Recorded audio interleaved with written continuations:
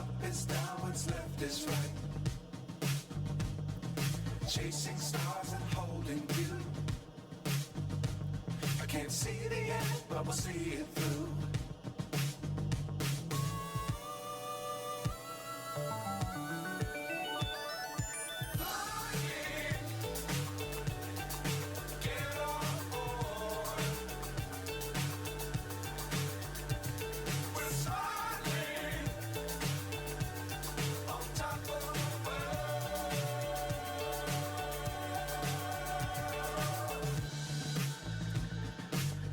Times don't fly too high.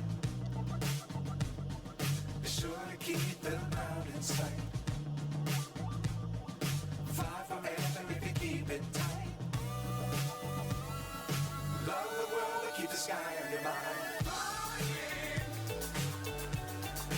Get on board. We're soaring on top of the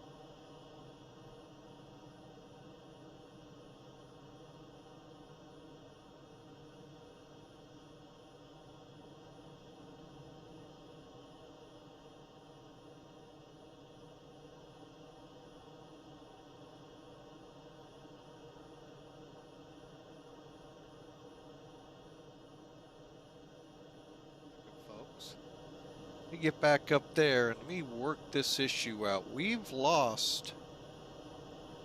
Oh boy. Hang on. Let me get into studio. We have lost our game capture and I don't know what happened.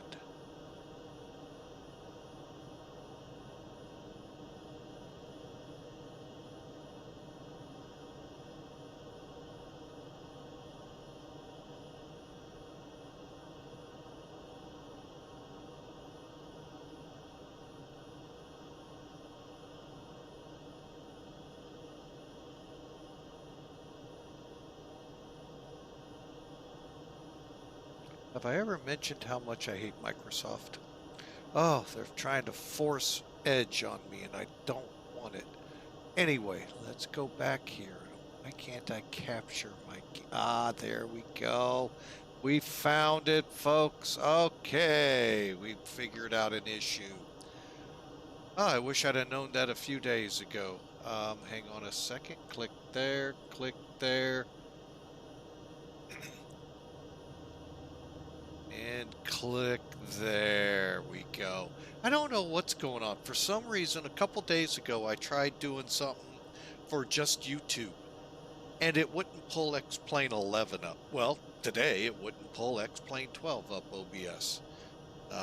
Guess I had to reach in there and smack it upside the head like Gibbs does in the TV show NCIS to Denozo. Give it that old Gibbs smack to get to working. Or kick it. Take a sledgehammer to it, anything. But anyway, folks. Oh, Merry Christmas. Yeah, and this will be a Merry Christmas indeed. I hope you all have one too, and a very Happy New Year. Thank you for being a part of Flying with Mike's Flying Circus as we try to figure out all these little issues that keep popping up from time to time. Today's flight is abbreviated. Why? Well, it's been an interesting couple of days. We just got off a 48-hour shift, unexpected this morning, on top of a heavily delayed flight last night. keeping us up a little longer than normal. I need to get my normal 48 hours of beauty sleep and was only able to get 10. So, just kidding. Um, we abbreviated the flight. Today we were supposed to fly from where we're at here in Fresno to the gateway city of St. Louis. But I just don't know if I'm going to have that kind of time, just because I was hoping to get started about 5 hours earlier. And, well, you know, sleep deprived, I needed to get some. So we're going to give it a try and go to Phoenix Sky Harbor, as the title says down below. So we are in the Rotate MD11. I was hoping, well, let's see if we can do it again. I have basically got the plane to a point where we're powered up, loaded, but we still have some ground stuff to do before we go, and then we're going to get going. This is going to be a rapid fire flight. I try not to talk too much through it. Kind of just going to let the graphics do the work for us here today. All right, folks. So I hope you enjoy. Again, a Merry Christmas to you all. We will not be on into Christmas anymore, even though I should have 2 days off. We will try to put a stream on next week. No guarantees. And then back into it in the new year. So, as I said at the beginning, Merry Christmas. Hope you all keep the reason for this season, that being the birth of Jesus Christ, there in Bethlehem over 2,000 years ago. Actually, still under 2,000 years ago. Yeah, we're still under it. So, no, wait. No, he would have been born by now. So, I just wish you all a Merry Christmas. Keep that reason for the season. I know it gets very stressful, folks. I know what it's like. Bear with me. Sorry, the 48-hour cough and recovery period is in play right now, so I can go back to work tomorrow. But as I was saying, just keep that reason in your mind through the hustle bustle of Christmas. It's a very commercialized deal. I kind of like it, but I also kind of hate it. It's a real, to me, this is about Jesus. It's not about all of this gifts and everything else that goes on. It's about the joy everyone's got right now as we end the year, start anew. It's just a shame come January 2nd, they'd keep it going. But keep the birth of Jesus in your mind. Know what Jesus came here. He came here to save you. So keep that in mind, folks, and just try your hardest to not let all of the trappings that everyone has placed upon the holiday overshadow that, because Jesus is the reason. Remember, the first 5 letters in Christmas are Christ. So remember that reason for this season. Okay. All right, folks, so let's kick up here and let's get this bird in the air. Like I said, again, gonna try to do this as quietly. We're gonna pre-brief like we normally do, but we're gonna do it pretty much right on it, keeping it going. Like I said, we're powered up, so we're gonna try to do this organized, yet hopefully not a chaotic mess.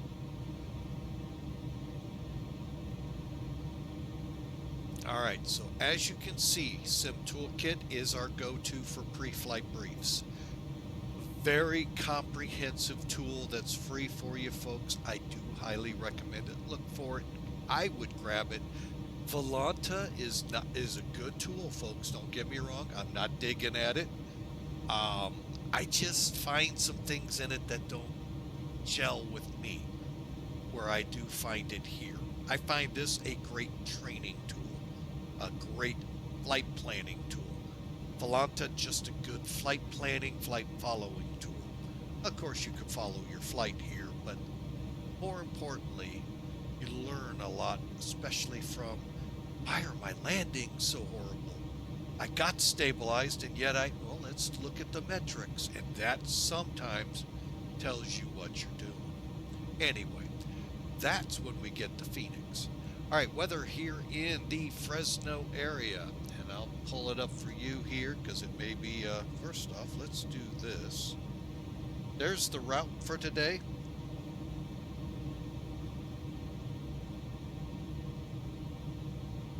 And there's the METAR here. You should be able to see it on your screen.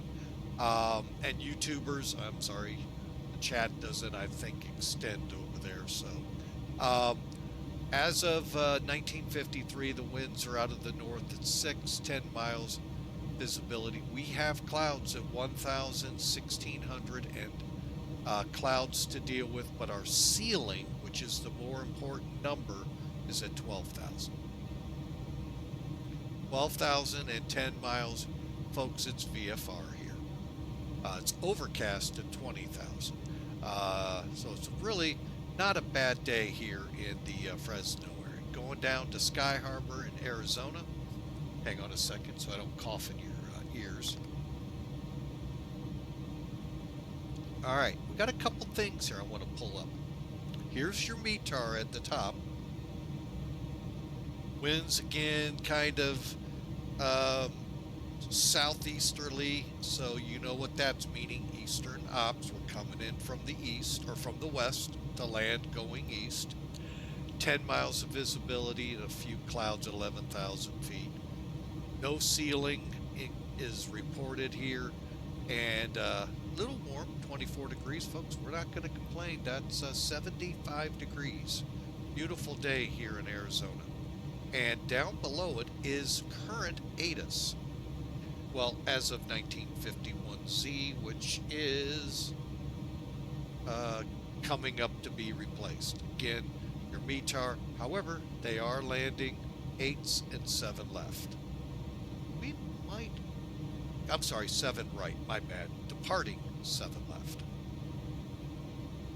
We may go for this runway just because it's closer to FedEx. There.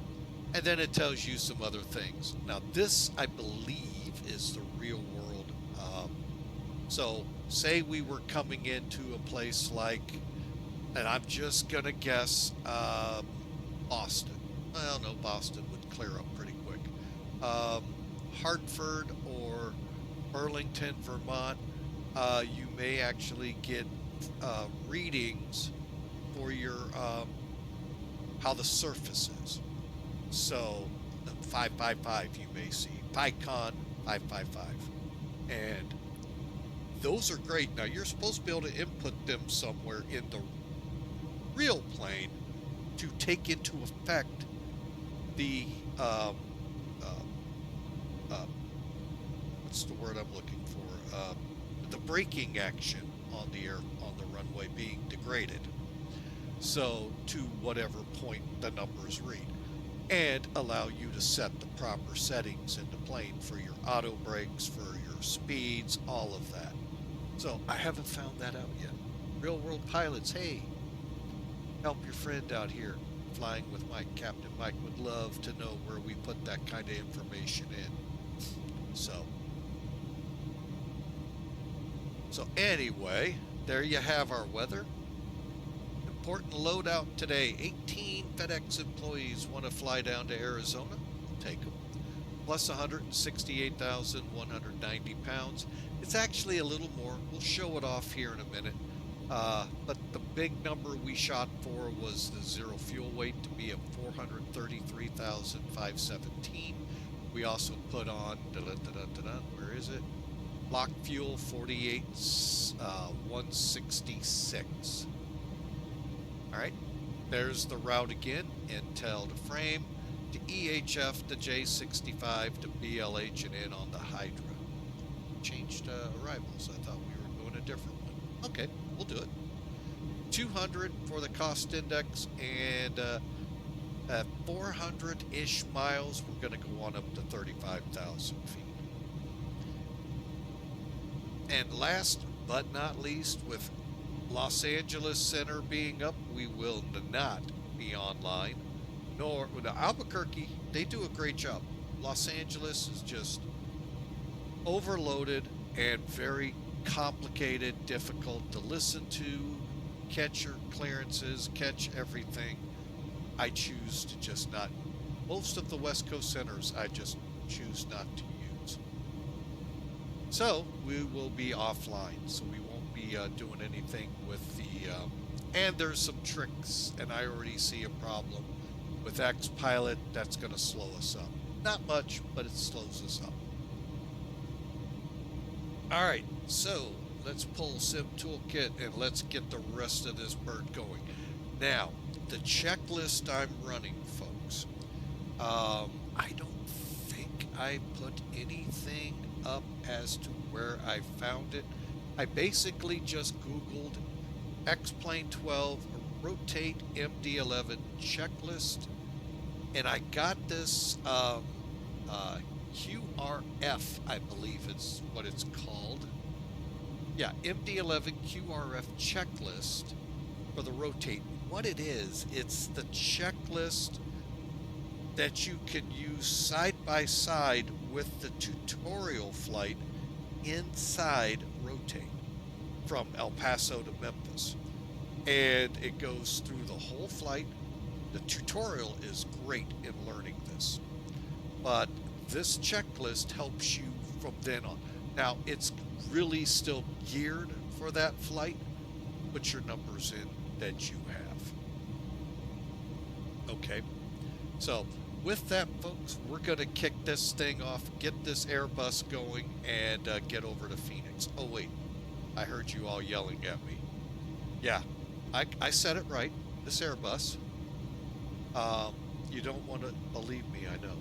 But those of you who heavily question this aircraft, think of it in the terms of Airbus, and all of a sudden this plane becomes very simple to fly. Why? It's not a Boeing aircraft, folks. It was actually made by McDonnell Douglas, who Boeing acquired. They bought them out. They took the MD-11, did no changes to it. So, McDonnell Douglas did a lot of Airbus things. Case in point, Airbus pilots. Now, it is a McDonnell Douglas flair to it, but if you look at the general layout of this overhead panel, there's your hydraulics, there's your electrics, there's your air. Now, I think these two are flipped in a real Airbus, along with the fuel being up here. But you get the flow, and it generally works the same way. If they're not lit up, they're on, or available, or in auto. They physically will say off if they're off. For instance, turn the defog off. Oh, look, it says off. So you get the point. Very Airbus looking. So now it's beginning to take shape. Wait till we get to the programming of the FMC. Okay, let's do a test. That's good. All right, and with that, here, let me just show it to you real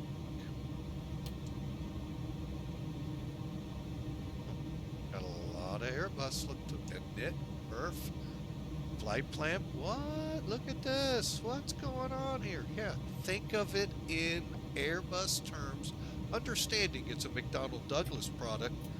And folks, this plane is a piece of cake then. Well, it's still complicated, but it helps frame the mind for us in the flight sim world. Real world pilots are probably beating me over. There's nowhere like an Airbus. Well, guess what? I hate to break it to you. So, all right, so let's do it, folks. We've wasted a lot of time. Let's go. See if we can't actually pull off an hour flight here. All right, so I've already gone through. I've got the electric power on, cockpit lighting set, air systems are on. Let's do the IRS.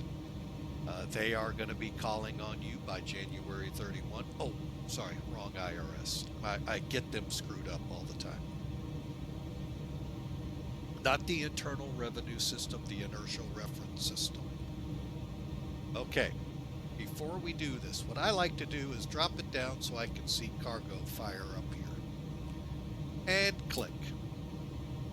And wait. That's what you're waiting for, the test of the cargo fire system. And then 2, 3. One thing I don't like is no way of knowing, is this going to work on bat or not. I'm pretty sure this is basic, not your what you would find in a FedEx. It's pretty much FedEx and UPS, and maybe a handful of others are left flying these folks. They're on their way out for the cheaper 67s, 777s. In the cargo world, I don't even know if there's any passengers still flying them. World Airways was the last one I knew, and they went out in like 2008, 9, or 10. So, but there probably are some. But anyway, we've got our INS or IRS aligning, emergency power switch to arm. Now we'll do just the initialization of the IRS system. So we'll come down here. One of the things I don't like about this plane is the fact, and I don't like, and it's in any plane, that I can't click these screens out. Zebo's another. Still love flying Zebo. Don't get me wrong, Zebo. I'm ready to fly the next one next week. But I wish you could let me pop these out, because it really helps, folks. It really does.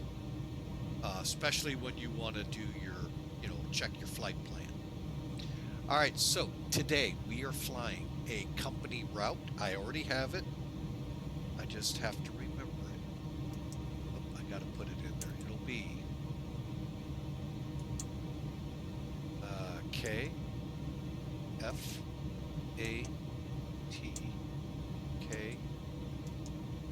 KPHX 0.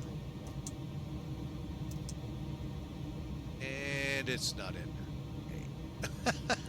Hang on, I'm going to check. I thought it would be. Output. Oh, that's right. It goes to a different place. Doggone it. I forgot about that. Hang on a second. See if it went there. Oh, that's right. Because when you do the some of these add-on aircraft, yeah, it's in nav data. No, not nav data. I know it's in here in a different place.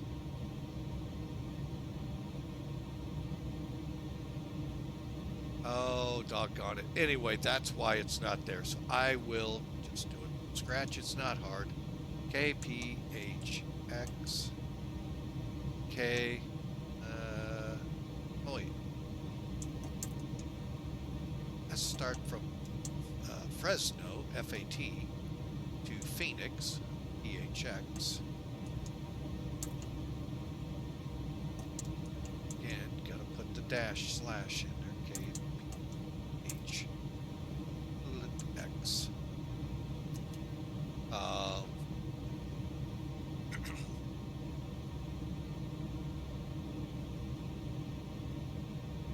All right, flight plan in. Also, folks, in the next couple of days, I think it's the 27th, it might even be the 29th, we are going to be updating nav data, so be ready for that. Hear that while I'm here. Company route we don't have from, to position and ref. Okay, what that's saying is we can actually update this right to where the plane is. Otherwise, and then click the initial. What you would do, I don't know if I can here for, see if that chart's available for where I'm at.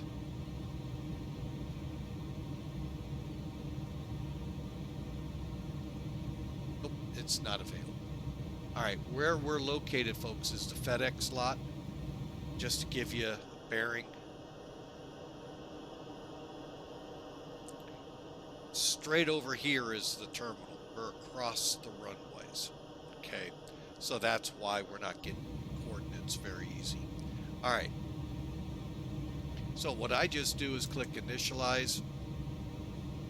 position ref, back. So it's going to initialize on this, and I'm going to go ahead and shove our flight plan number in.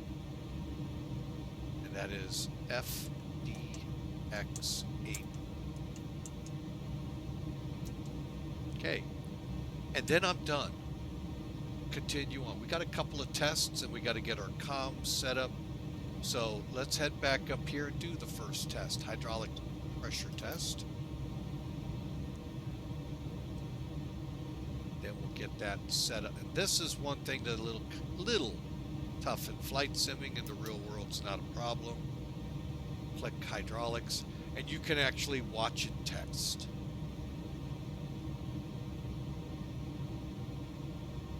And it's actually going through pressure testing and all.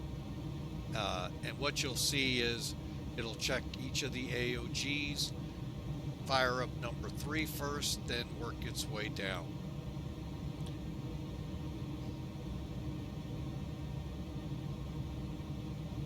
There we go.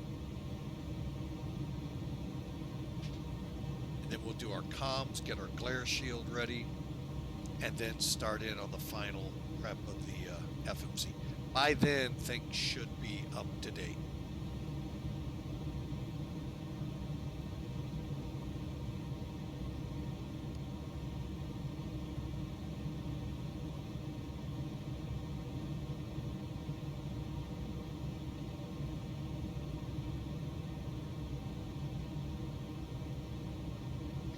All right. And you can see it's now checking the pressure fall-offs, making sure the warnings go off and all of that. It's audible, no. Visual, yes.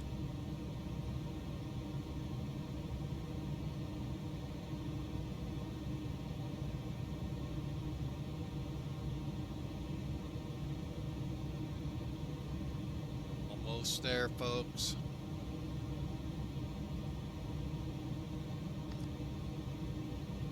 All right, test concluded. Let's head on down to the comms. All right, now this is where I'm going to spend a little bit, but we're not going to really get into it because we're not going to play on VATSIM. Make sure you turn your mic on. Make sure you turn a speaker on.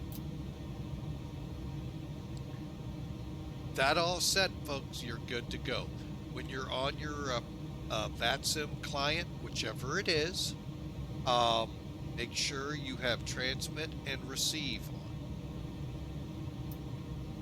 And if you pull up VHF2, which is this one, you'll show it there as well. Okay, so we got our radio set. 2000 here. Moved up one, and okay, the glare shield's set. Oh, I'm sorry, the comm radios are set. Speaker button's lit. It's really helping you out here, folks. We could obtain our ATIS and IFR clearance now. We're not. We're just going to work with what we have. And I am going to get the steering column out for now, just because it blocks the bottom half of my PFD here, primary flight display.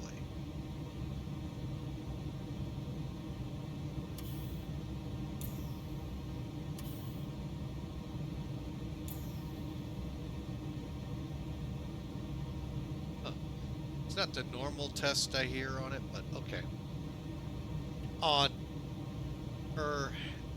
Hang and Go, welcome in. Thank you for the have a nice flight. We sure appreciate you. Thanks for stopping by. Merry Christmas to you. Okay, glare shield setup. This is the fun, because it always gets me, folks. I'm going to start over here, work my way to the other way. All right.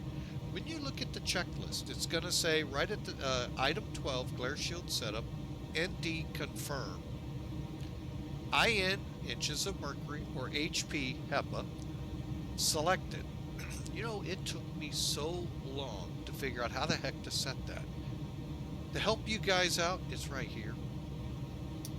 The button's right above everything. See how it's switching the barometric pressure here from 1013 for HEPA. 2992 for us old dogs in the inches of mercury days. And speaking of that, let's go ahead next and set our barometric pressure. Now, why do I call it that? Because that's truly, folks, what you're setting. And I'm also, while I'm seeing it, oh, hang on, stop that, stop that.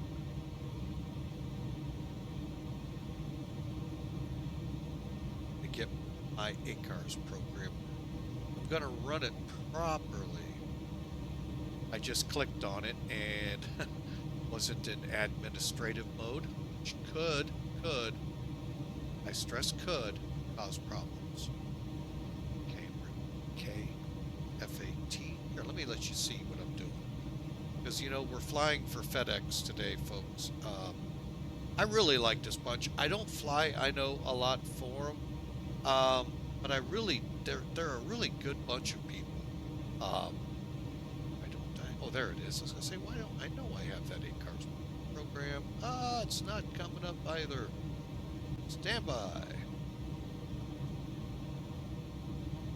Oh, I know what I got to do in this regard. Don't need to do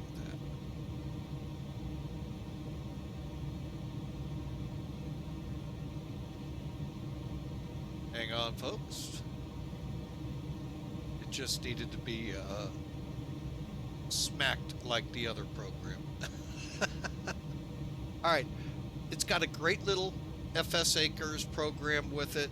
Nothing complex like some, very simple to use. All you got to make sure you do is get a flight off the website, book it if you want to call it that, get through to where you're on the loadout pages, and go from here. Then come over here, click in the HX. And I'm going to go ahead and downlink it. And it's going to load some data over here, and then I'm going to start it.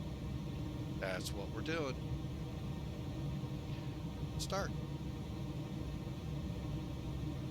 And it loads up a quick summary and tells you to have a safe flight. That's all we need from it.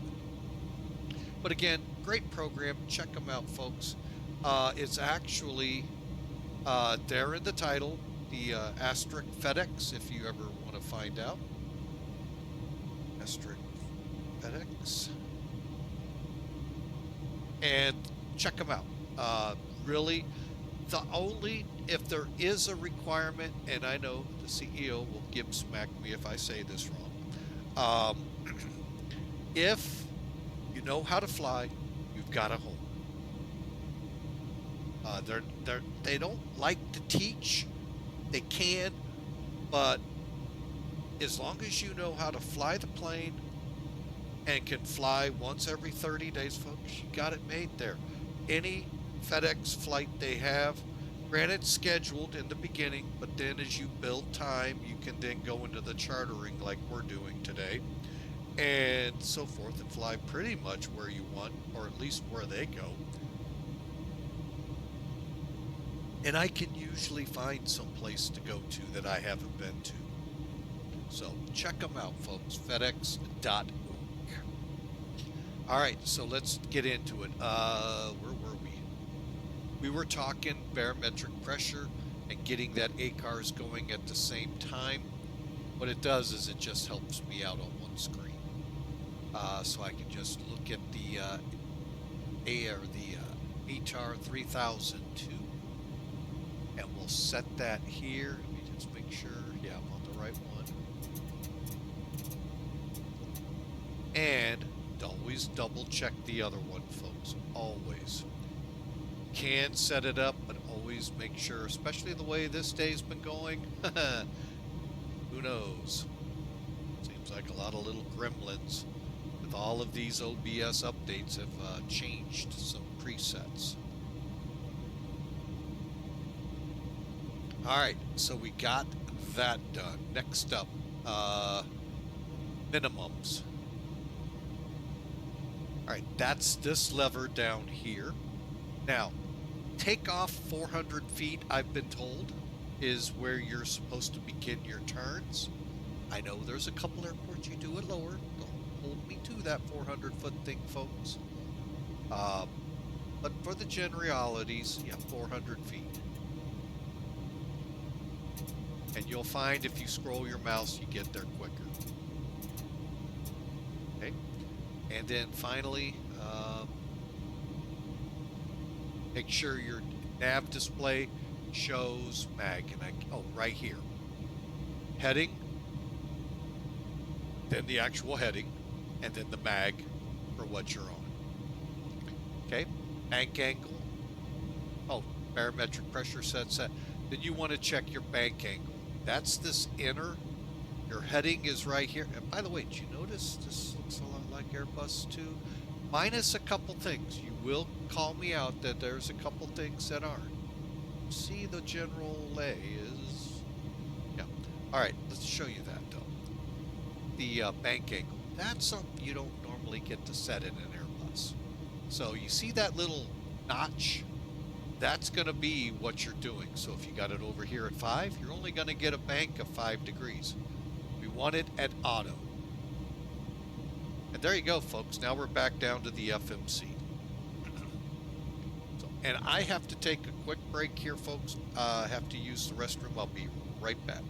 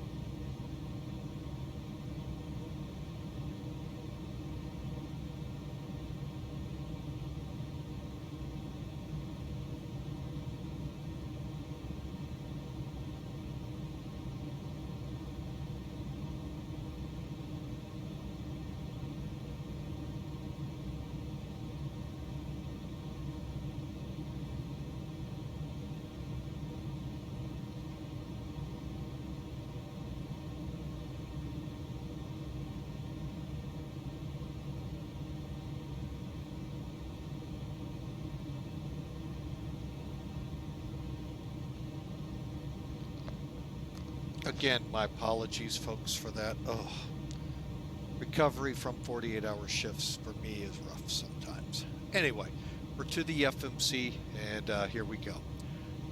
Remember, folks, I know this is the part that gets a lot of people. You just saw how easy the rest of it is. Mindset Airbus. Mindset Airbus. Think that. Okay, why?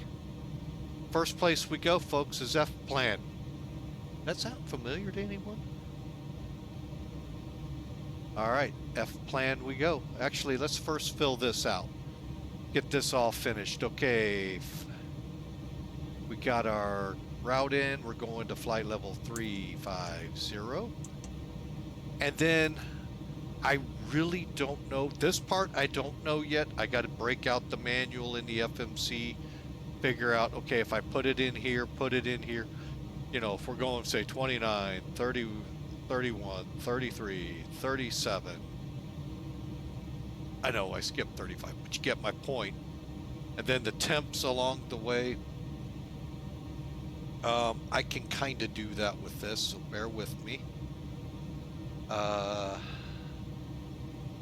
It's been a while since I've used this operational format plan, the default one. There it is. Okay, so we're looking for the averaged temperature at 35,000 from top of climb, minus 58, 57, 55, 56, 55. Let's go with 56.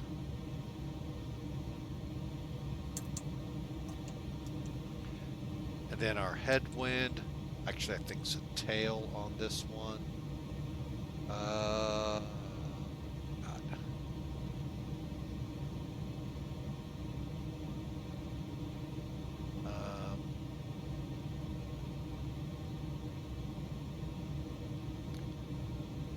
Actually, it could be a headwind. 205. So we'll go HD 20. Okay, and then our cruise. I don't know how to put that one in. Let's go 200. Forgot where that goes in. Oh, we already got it in. This is telling you your optimal and max if it was there.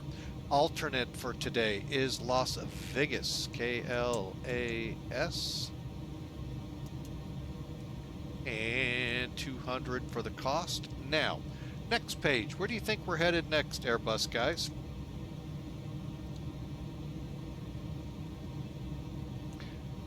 The F plan page, correct. Huh, looks very Airbus-esque. I am gonna first put in, I don't think we have a departure out of here. Direct Int'l. I don't know where Int'l is.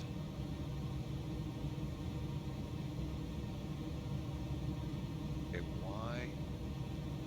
Oh, N as in Nancy. Okay. So 29, we're gonna take we're gonna actually probably go direct frame. See if there are any SIDs. Let's do it the easy way. Let me pull this part up because I know I end up spending a lot of time here. Charts. Oh, forgot to reset from the last approach.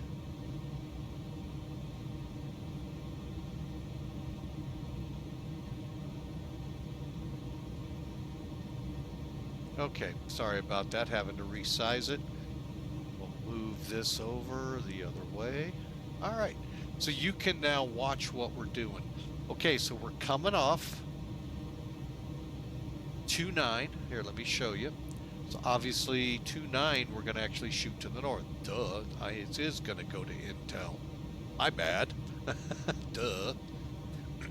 So we'll do our taxi brief. We'll push back, go south. Charlie, to the end, take off. To the great wide north. Oh wait, no, we're going to the south. Sorry. Wrong song. Now, a neat feature with charts, folks, you can actually pull up departures and see if there's any along your route. Coaldale departure will not help, so we're going to cancel the use. Nope. Old, maybe. Old, no. Okay. Oh wait, my bad. Cancel. All right. So basically, we're going to go and do it just like you see. Departure. So first off, click your airport. Sid, Airbus guys, I know I'm preaching to the choir. I get it. 29 right. And insert. Little different there, but you got the flavor. Okay, clear it. Now, let's follow along up here. Int'l. NTELL. Put it right on discontinuity. Okay, and then we'll try to clear it. It cleared Int'l. Okay, NTELL.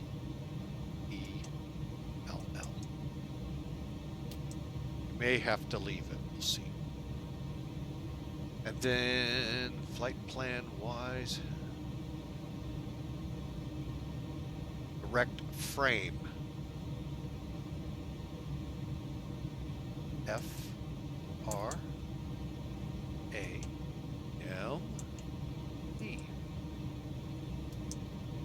Okay.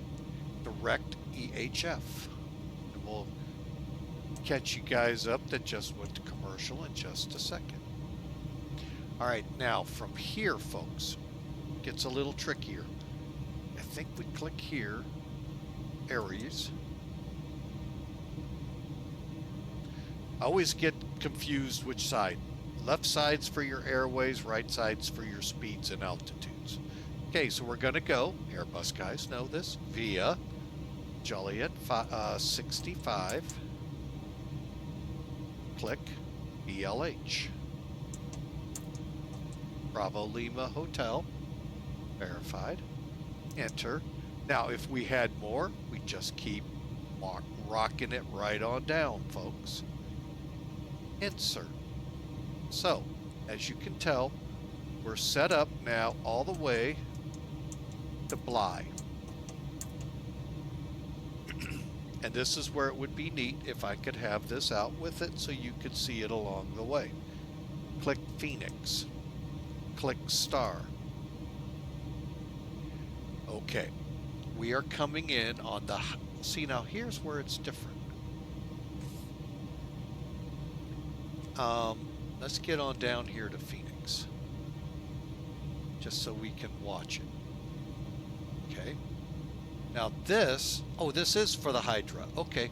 Why is it saying something else somewhere? Oh, it was in, where the heck was, oh, yeah, when I put it in my load sheet. No? Did it there? I don't know. May 58 be better to you than it has been for me, folks. All right, I don't know where I was getting it was loading up the other one. I don't know that. All right, anyway, we're doing the Hydra. So look for it. Hydra. Okay, there's your star. We're doing the approach. All right, so here we come into Phoenix. Coming in on this green, that's the Hydra star. Now, FedEx is right in here, actually, to be exact, right here. Okay, 7 right is 7,800 feet. It's doable if we touch down, like right here, and everything works to our advantage. I'm going to go ahead, since we're offline, we're not going to interfere with anyone's game plans and all. We're going to do the ILS to runway 7, just because I'm a little nervous. I always seem to land long, and I always seem to not be able to deploy reversers, and in some ways the brakes don't deploy. All right, that's just me. That's little problems I have, and it's because usually I haven't clicked on the screen here to make things work. Hopefully my key stings work. All right, so we'll do the same thing with approaches here. Select. Now this is set up for 8. Let's look at the 7s. Oh, wait a minute. Let me go cancel. Let's switch this to 7 left, right? Yeah, 7 left. So now when I click approaches, 7 left. There's the Avona to come in. Now I don't know what that's doing. I'll click on it. Oh wait, not there. There. Oh, okay. We don't need it because you just dropped down. So we'll go straight in. So we're going to be doing the Hydra to the ILS to the final approach. Insert. And then we can check it. Okay, there's Hydra. Oop, let's get out to Hydra. Hang on a second, folks. Go back to flights. Oh, I thought I selected it. Hang on. There we go. Okay. And I'll explain one other thing that's neat about this. Okay, so we're coming from Blythe to Skull. Oh wait, where are we? Whoa. Oh.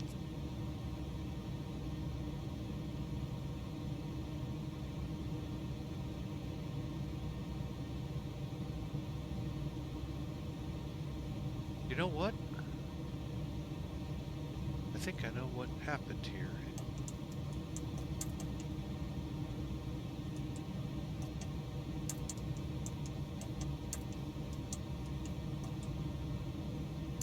It doesn't know which... Wait, there it was.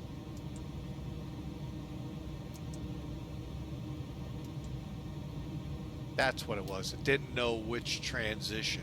All right, now we're set up. Hydra is our star. Bly is our transition. That's what I had skipped. I was looking here and missed this one. And then we're going for the ILS. Now let's insert it. Now let's F-plan. Go through it real quick again. There we go. Now it's matching up. There's Scully with the speed restrictions. Spink, Snara, Swoon, Hydra,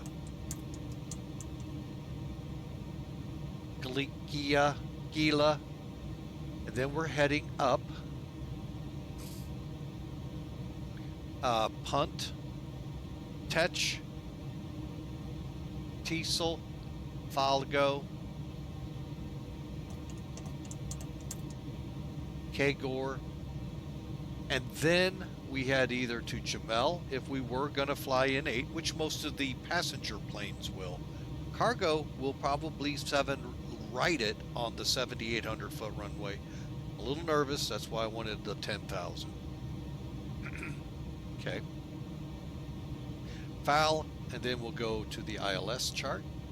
Foul, Zynga, then the runway. Now granted, there's a couple of intermediates, but as long as we hit Zynga, because that is our hard altitude for this departure or arrival, 2,600 feet, that's why it's the only one. Now, missed approach procedure. Climb left to 5,000 feet. Okay, that's what we got here. And there's your missed approach. Back to PXR and hold. And that's it, folks. And then there's our routing if we need to go to Las Vegas. Airbus guys, are you seeing this? Uh-huh. You see why I call this sometimes the Airbus 11. So we're good on the flight plan. I don't know why. I think that's because we're going to go direct Int'l or come off it going direct frame. We'll see.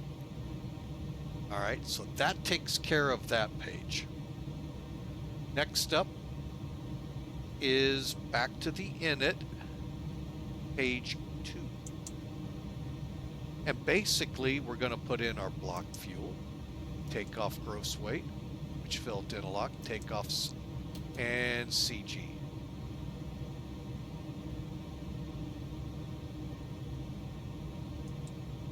All right, and we got that.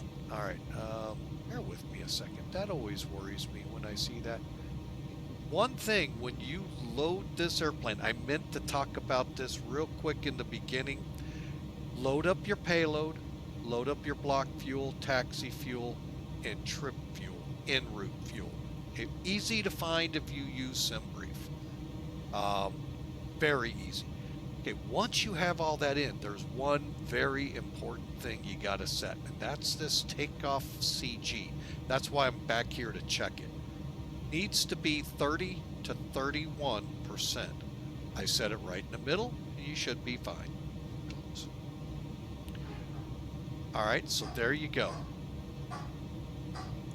And that is the Flying with my mascot, Winston, trying to make himself known on air.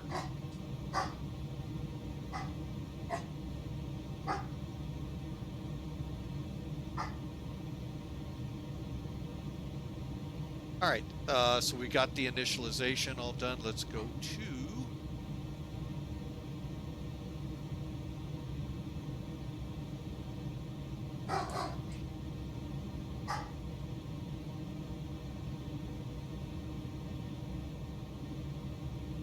all right, so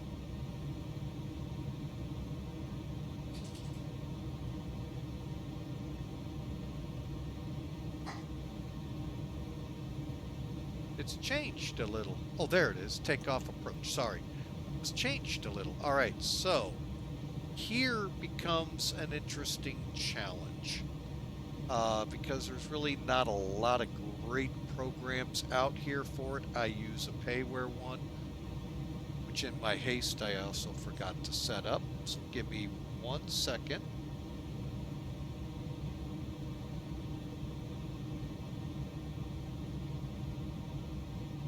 All right. All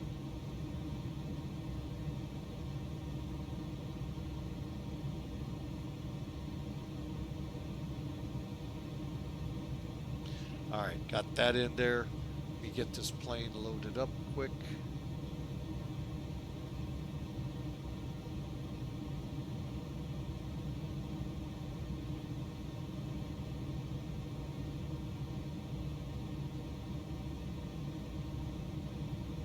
Okay, and fuel. Forgot about that. What were we at? Dadgummit, where's my cheat sheet? 48,166.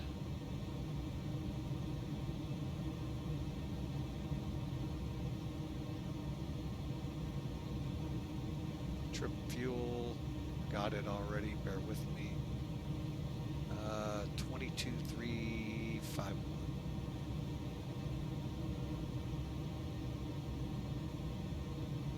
All right, and there. To take off, let me pull that up for y'all. Okay, what I've been setting up, let me get rid of charts,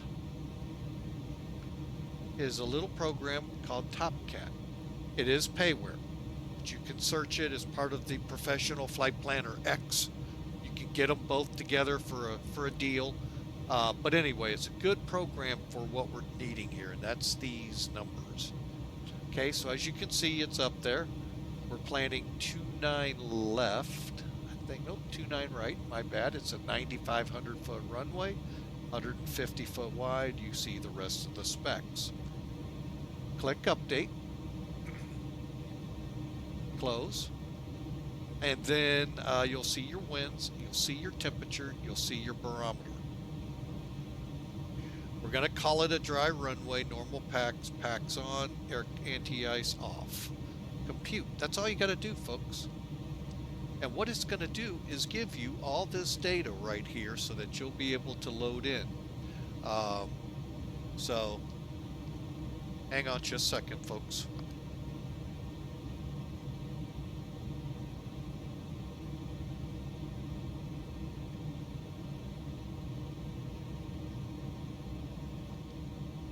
All right, sorry, folks. Back with you. All right, so let's look at it real quick. Now we can go flex 60, which the 60 would go here. Never tried this. Nope, it wouldn't allow me. computer heads up. So let's just put it in there, 60. Okay. Haven't done that either. Oh. Turn to takeoff. Can I load that?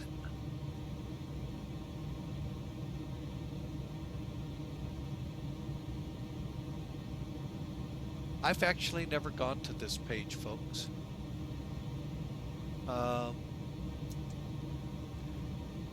I thought it would fill it in. It doesn't. All right, slope and winds. Now the wind here is a little different. Okay, but you have the information in front of you here on TopCat. Slope, 0. Okay, so we'll just keep that, put a slash in. So we're working now the wind, and it's a headwind of 0.1. HD 0.1. See how it's telling you that there? Cross 060. Should load. Okay, since it didn't like that. 0.0 slash HD 0.1. Okay. Oh, let's try this. Really? I could have. Dang it. I forgot. There is something you can do to speed that up. Up 0.0.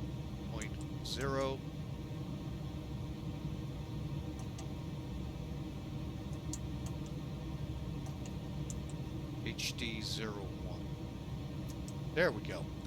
Outside air temperature. Hey, look at that. It tells us 14.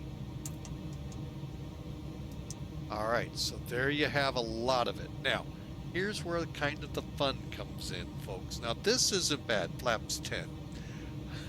When we get to that in the takeoff checklist, we'll make some fun.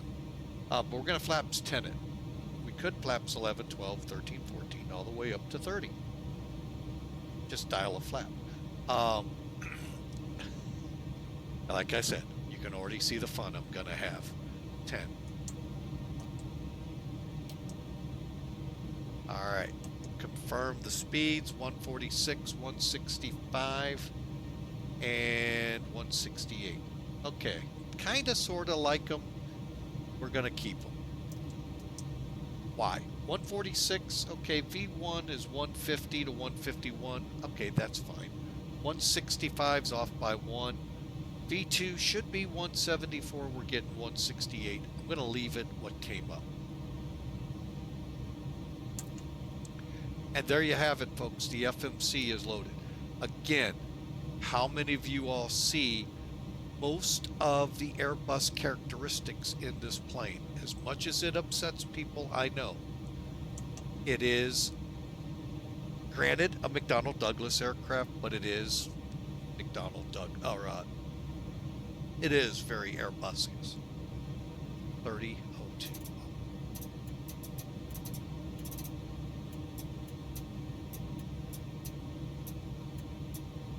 Okay, our backup is good. All right, and there we go, folks. We are ready to go. And yes, I did what I did not want to do. Talk too much, put us to an hour. Sorry about that, folks, but now we're going to get into the hour flight. You can kind of see what we're going to do on takeoff. Let's get outside and let's start clearing equipment. Actually, first, let's make sure we're off the external power, fully on. Okay, take off. Let's see. Parking brake, no smoking.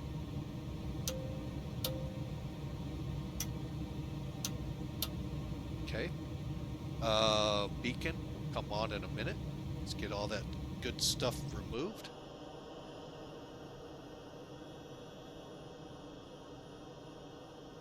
All right, so basically, I think we still have cargo doors open. Yep, I'm glad I looked. Go to your plugins, look for the MD11. Now, if you know how to update this plane, which I don't, update it, and you'll supposedly get the EFB on here. I'm going to go ahead and close the cockpit door. Okay, everything is closing. Ground power off. Staircase gone. So the only thing we have are chocks. Okay, at this time we'd be getting our clearance from Clarence so that we could fly IFR wherever we wanted to go.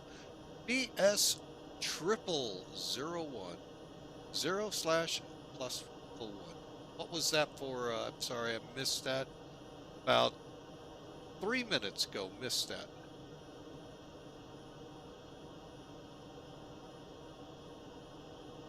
So, and I am going to go ahead and we've got the ACARS program running. I want to check with FedEx that we're on the map. We are. And here we go.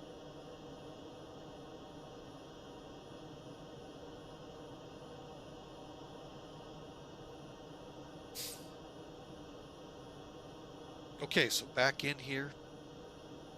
Okay, with the checklist, we are at where we'll put the beacon on. See, the light went out. Arm the emergencies lights we have already. And doors, windows closed. Fuel, auto. Hydraulics, auto. Air, auto. Packs will automatically turn off. All right, time to call for our pushback. Now, I'm gonna warn you folks, sometimes ready for pushback has troubles here. So we're gonna go ahead and start pushing back while they go to commercial break, or at least it's showing they're going to commercial break, and we'll go from there. And if it starts getting Ground to squirrely, cockpit. Please show me where you want to go. you know what we're gonna do.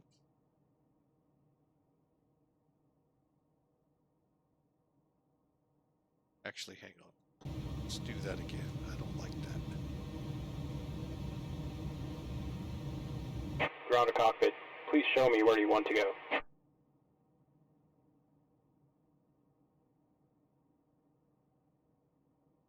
And you don't really want to get too complicated with it with this plane.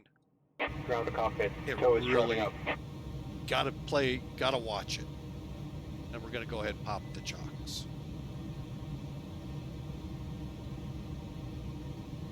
Chocks. Okay, they're off.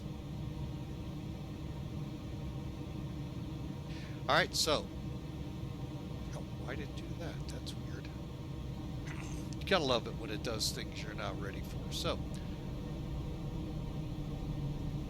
oh, here we go. Call for pushback. So ready for pushbacks in place. Aux 1 on your fuel, on your hydraulics here. Turned on. Transponder, transponding. Okay, all doors and hatches are closed. Ready to connect. Haven't used that line in a long time. Clear to connect.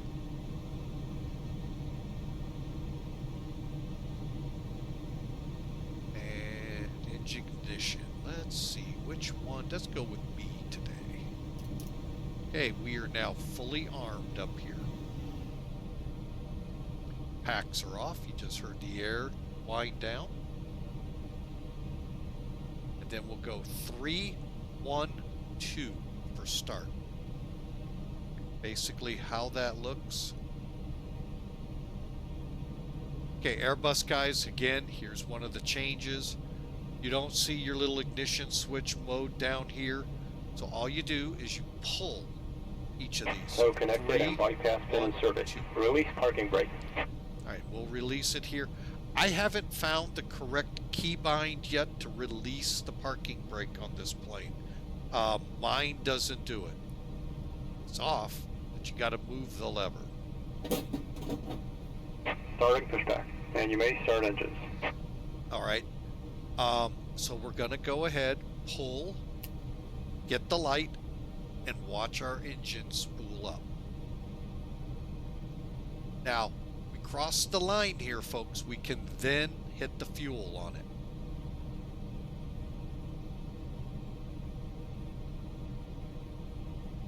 I kind of wait to 17. fuel on. And that's all there is to it. Little bit more Airbus 300, 310 kind of feel to it. Because I don't even know if they have, I don't have that plane, so I don't know if they have that switch. But the light just went out, starter's off, and we're just waiting for it. Now I am going to pop up here more.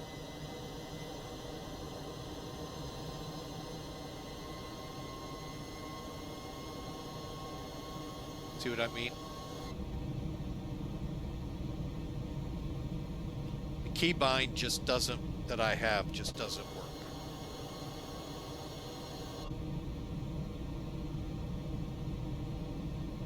I'm going to go ahead and kick over number 1.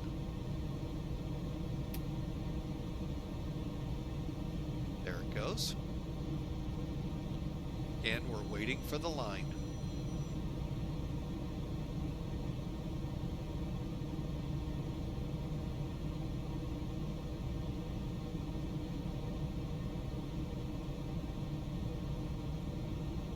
Okay, light off. We have it. We should be in our, not in our turn yet. There it goes. Let's kind of watch.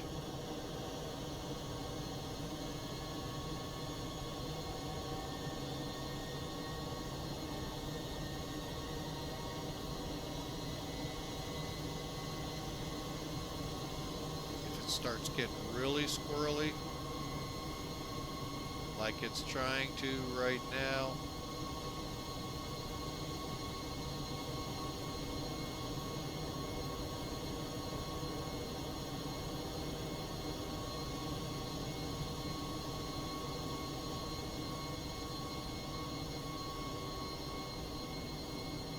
We're gonna stop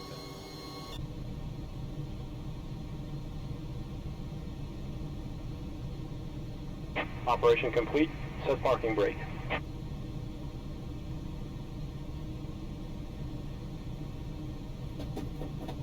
Alright, I'm gonna Disconnecting tow. Stand by. set the engines. Number 2 coming on, the center one. There we go. Oh, didn't mean to bring the fuel on already. But I did, so it'll fire up automatically. Oh, I didn't mean to do that, folks.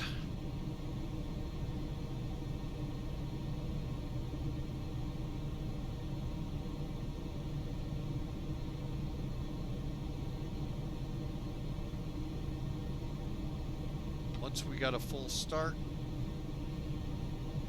Okay, so we're engine started. Okay, so windshield defogger's already on. Anti-ice, we're not going to run. Air panel, APU will be turned off.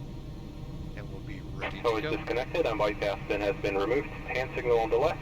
We'll see you next time and have a safe flight. And thanks for flying with Mike and having your fun doing all your hard turns out there.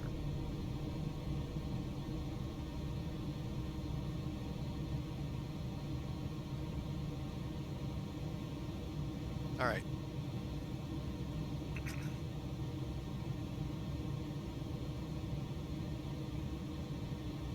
Okay, there's our pins.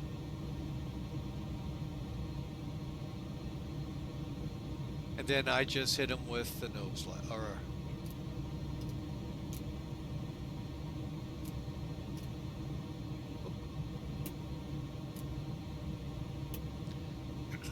all right.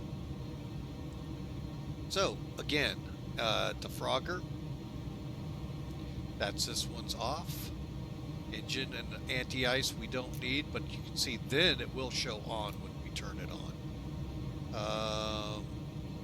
APU can be turned off.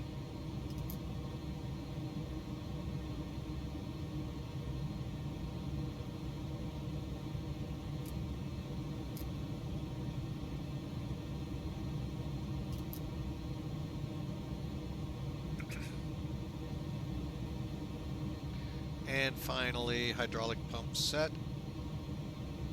Ground equipment clear, config. Let's do down here, sorry. We got to go down to this one again, config. And we're going to do our surface check.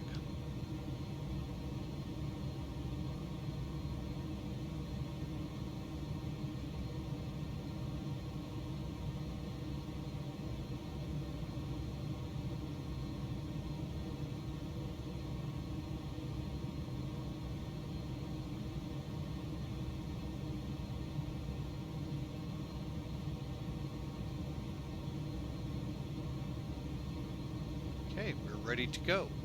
And engine stabilizer trim set, 3.8. Finally, cabin report, takeoff data confirmed, and all we're looking for are, oh, they're at the top, sorry, it's been a while. Are pink, they're good and armed and ready. We're ready to taxi. Flaps to 10. Told you we'd talk about this. Okay, there's flaps getting just the slats out.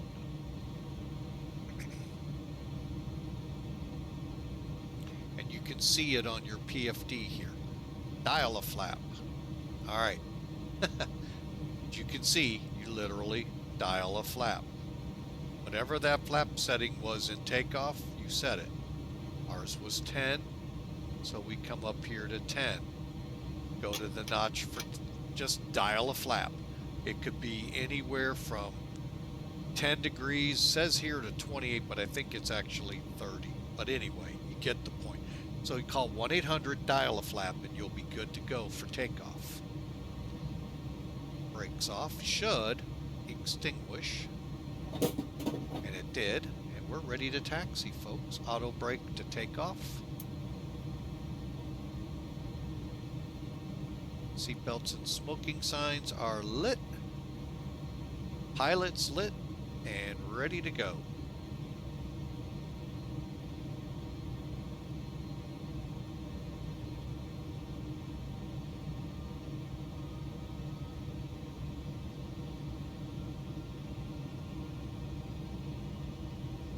The weather is becoming what the METAR showed when I first fired the sim up about an hour and a half ago. With IFR conditions here. So I don't know if that plays a role in why we see rain, why we don't. Taxi lights on.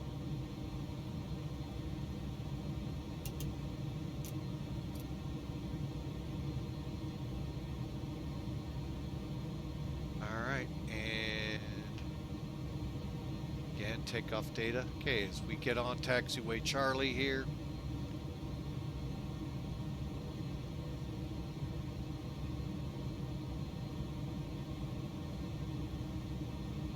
Up on the brake.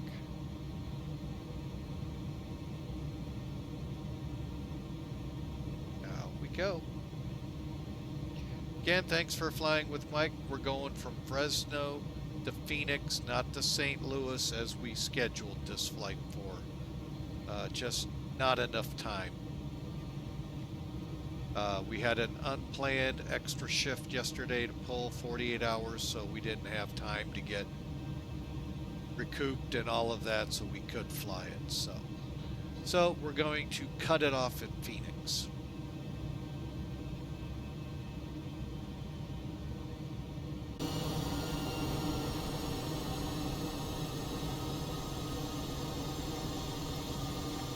And there's the California, I think that's Sierra, not sure, but Yosemite's out there somewhere. All right, folks. Hope you enjoy. We'll try to make this now as fast as we can over there. Should be about an hour flight to Phoenix instead of the 3.5 hours to St. Louis. And if you miss any part of this today, folks, don't worry. We'll have it up on our YouTube channel later today or tomorrow. Check it out, plus other videos you may have missed. If you like what you see over there, we always ask you to click subscribe and hit that plus sign or the thumbs up, so we know, one, the kind of content you like, and two, just love having you as part of our family, so you know when more videos come out. And Fresno Tower, FedEx 811 Heavy, ready to go, 2-9. Roger. Ready to clear for takeoff, 2-9, FedEx 811. Alright, takeoff data check, auto flight. We'll click when we hit the runway. Spoiler handle. Okay, I do need to bring it to a stop because I have actually gotten questions on, do we go out into the overworld? Wait a second, let me look at this here. What is going on here? Okay, folks, you're not supposed, I don't know why they have you go out there, but you shouldn't be taken off in there unless, anyway, just saying you shouldn't. Flight sim? Well, you know. Alright, we'll get up here and get stopped, because there is a question I do get a lot on this. I see not only from you guys at my YouTube channel, but I see on other people when they talk about this airplane. How do you arm the spoilers? Alright, let's set the brakes here so she doesn't end up on the runway inadvertently. Okay. This is how you move the speed brake with these arrows down. See how it moves to the next position? Back up. Okay. That's not arming it, folks. See when you get the hand here in X-plane? Talk to the hand. Pull it up. Now you're armed. And I think, I'm shocked you don't get it in the blue up here. Huh, interesting. Well, maybe, let me see if I pull the brake off. I'm really shocked.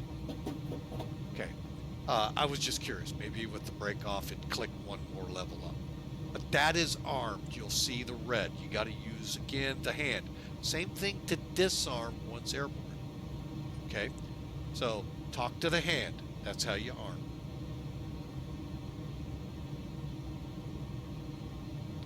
All right, so final checks, auto flight, EAD, we're good. All we got the DFDR, that goes off with the parking brake. Flaps and slats are sex, handle or hydraulics and fuel or auto, EAD check, no messages. Seatbelts on, exterior lights, altimeter is set, and cross-check. We'll double-check here. I'm going to use charts because it's so much easier. Oh, let's see. METAR is... Okay, winds are calm, 10 miles, 2,000, 8,000, 18,000's the ceiling, 300 now.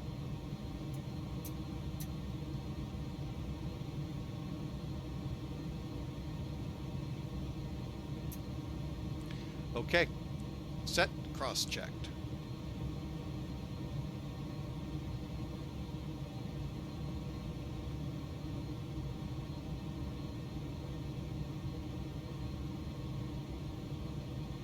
Cleared for takeoff.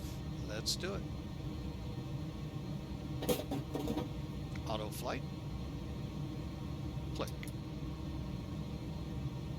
Now you just gotta ease on out onto the runway. Come up here. Strobes on. Armed. Once we get in position on the runway, we're on a displaced threshold, so you can't land technically between here and here, but after that you can.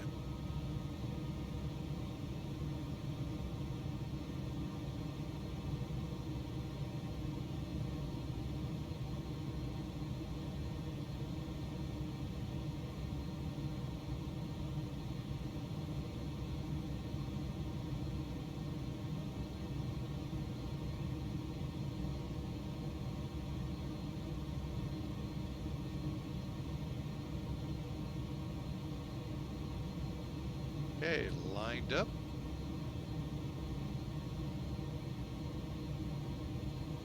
We didn't set heading.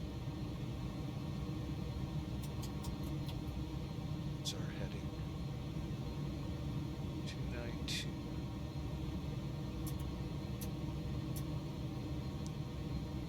Here we go, folks.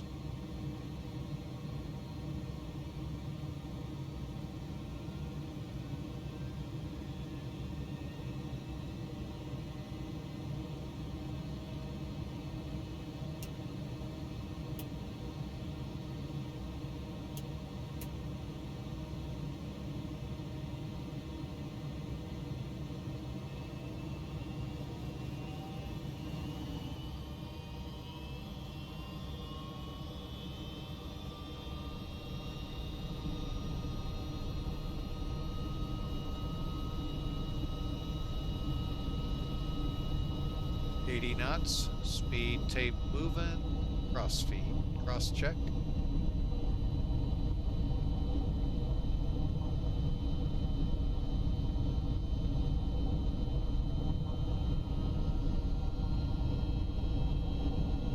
V1. Rotate.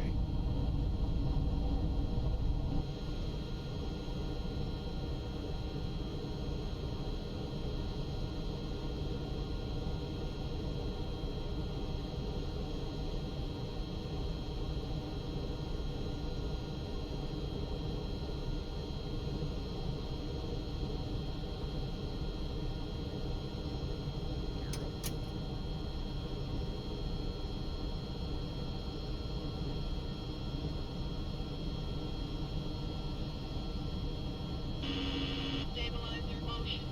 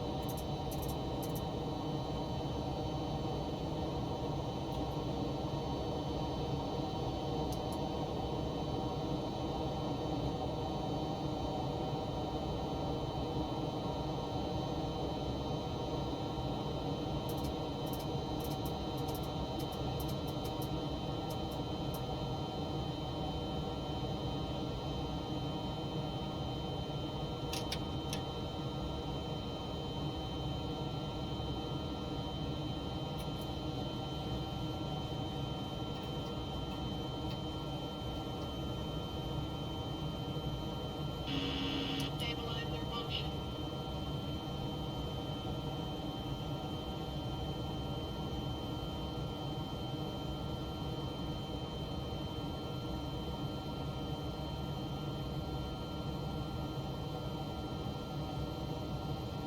All right, we are airborne.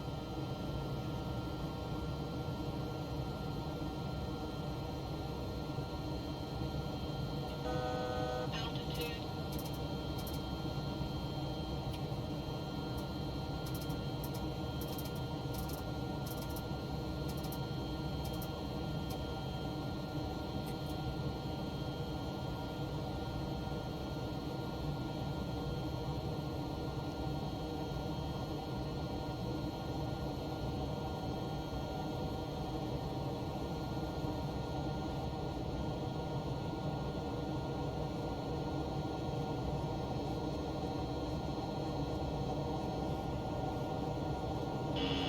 Stabilizer motion.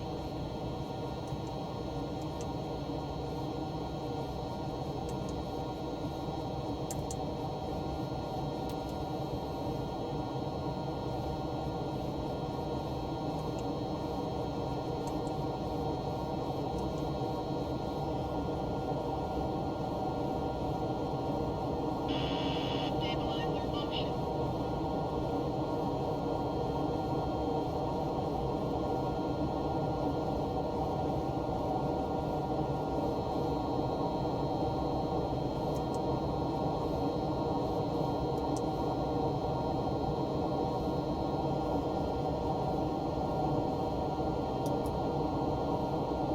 All right, folks, we are airborne. We're through 10,000 feet.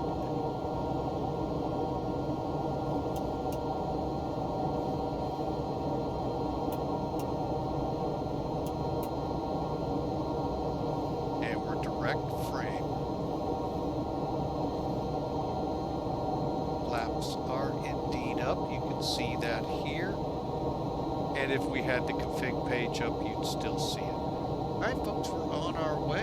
I hope you enjoyed that. I tried to stay as quiet as possible through it so y'all could watch. Hope you enjoy. Again, if you're watching on YouTube, I'd love you to smash that subscribe and thumbs up. If you liked what you saw, definitely the thumbs up. Here on Twitch, if you just click follow, we'd love to have you on our next flight. With that, folks, we're going to continue the climb out here. What's left is basically getting through the 18,000 feet, going to standard, and we're on our way to Phoenix. Let me throw up the overlay that I always forget.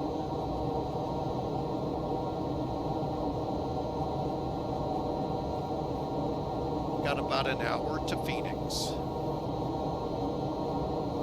Hope you enjoy, folks.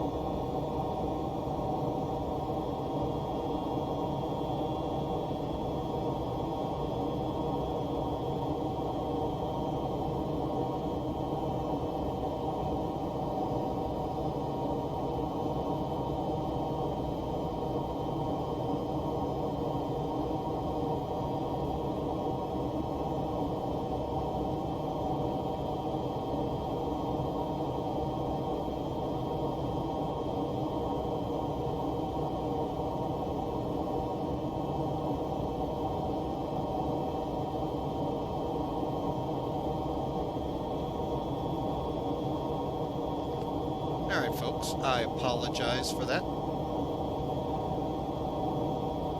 This is the new version I'm hearing. Well, let me show you that. I just found this. That's what I'm flying. How I update it, I do not know. And I'm sure there may be. If there is an EFB, there's probably a setting. Wait. I was thinking one of the airplanes had it here. It's not there. Okay. But anyway, yeah, this beautiful. I mean, it's easy to fly. It's not one of my favorites. But we'll get this MD11 over to Phoenix here in 46 minutes. We should be starting descent here in about 20 minutes. And we'll be right in there. And you said this is the new version. Okay. Well, I have not updated it unless it auto-updates. So, or updates off something I'm not sure I update. That's always possible too, folks. All right.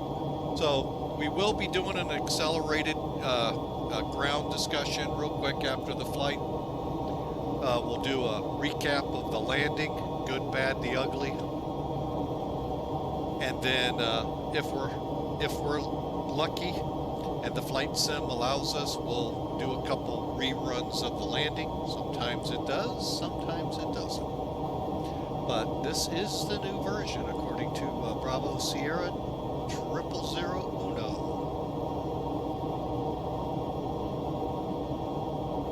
Alright, let's take a look outside, see if I got to adjust sound. It's actually not too bad. Well, wait a minute.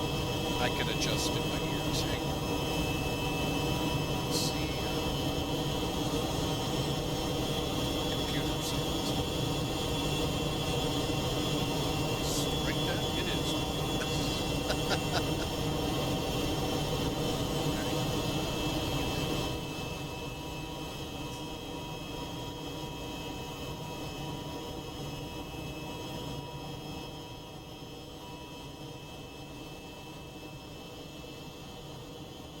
What? I'm gonna get loud real quick and then go away.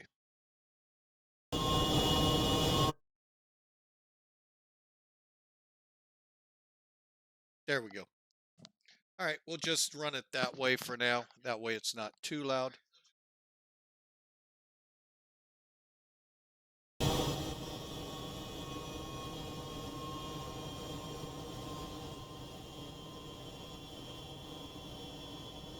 Okay, that's not too bad there. All right, I'm listening to it on my laptop. Oh, hit the right button. There we go.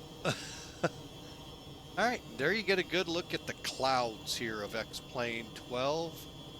This is version 12.0.8, release candidate 3, which I think I read somewhere now has become the candidate you all get public release. So that means next up will be the 9s, unless another release candidate comes out. And there you have it, folks. The Panda Express for FedEx Express on its way to Phoenix.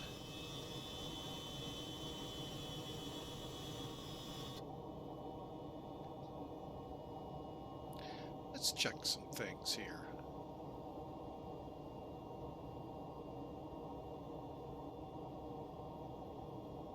See if there's any options I'm missing.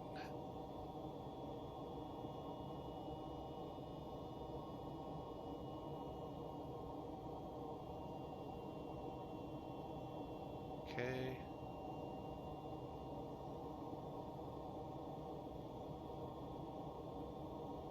I don't know what some of these mean. Okay, so that's not it. Not there. I know that. I know it's not there. And you could fail. I don't think there's a general failure on here. But there you have it, folks. I thought someone told me the latest, greatest version of it does have the EFB on it. Watch it be a little click spot.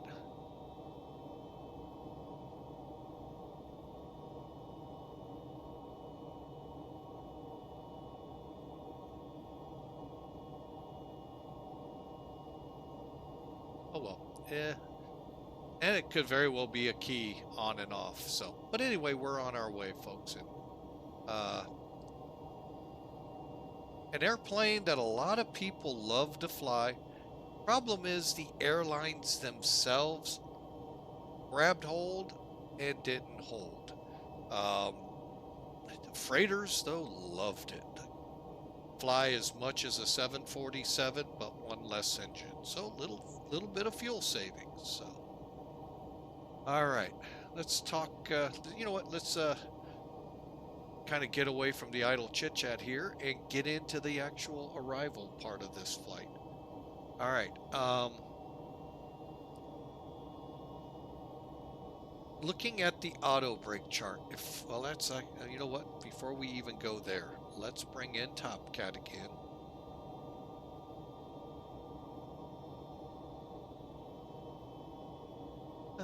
Where are you, TopCat? There you are. All right. So you see we're on the takeoff page. Now, if you go to weight and balance, you set up your flight. All of this, you know, alternate you could throw in here, KLAS, and so forth.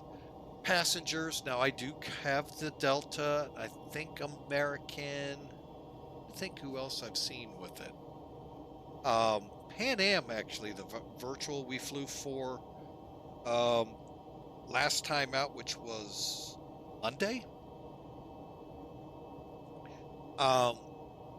They use it as a replacement plane for the L1011. So, and primarily cargo. So I think I'd have to go back and look. I haven't really been on many where I have that option. So bear with me. I could be wrong on some of that. I forgot to set some of this. So traffic data, VOR. Let's go ahead and increase out. And TCAS? No.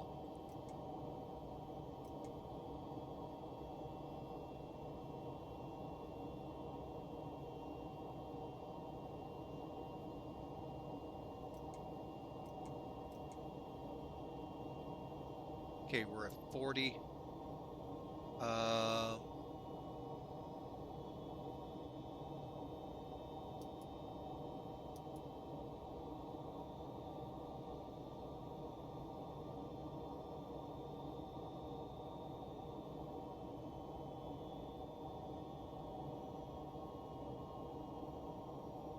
Oh wow, it has changed a little. I thought that stuff was right here. Okay, so there is a little change here. Huh, interesting. All right, but anyway, back to TopCat. Sorry, I got hung up noticing we're actually go one more. Okay, because we might see top of descent, and then I gotta hurry. All right, so you got all your data put in on this page. Disregard what you read over here on this aircraft. Remember, the key to setting this plane up is you put in your payload, fuel, block fuel, taxi fuel, trip fuel, and make sure the takeoff CG down below the graph says 30 is set to 30 to 31, somewhere in there. I always go 30.5, figure I can't go wrong, split the middle on that one. All right. Now, you come over here, you got this set, you got takeoff, part of the TopCat. Takeoff, landing isn't in there. Performance calculation tool. TopCat. Okay, let's go to landing. I'm going to go 30. Well, can I do an auto on this one? No. Okay. Let's first update Phoenix. Okay, the weather in Phoenix is beautiful. 080 at 4, 25 degrees, and 29.98 on the altimeter. And we're above, doggone it. Oh, and you're set to 29.92. Should adjust.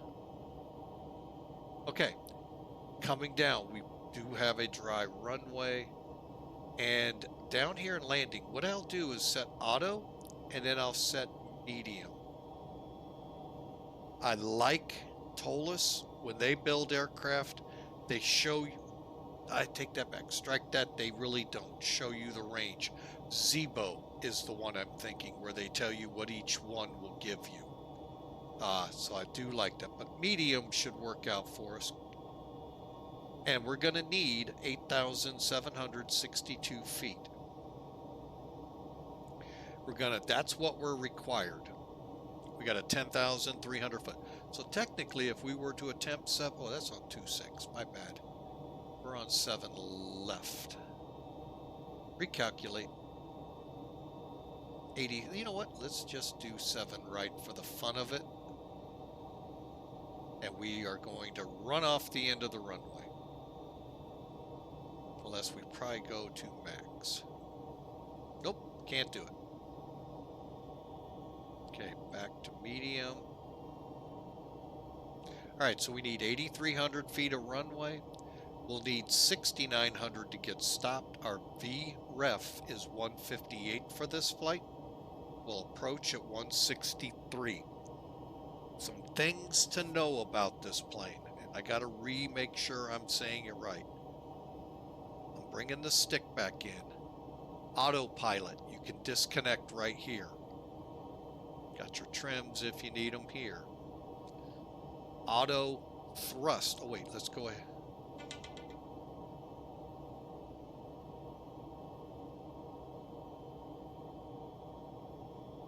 All right, now I forgot to disarm. Remember, talk to the hand.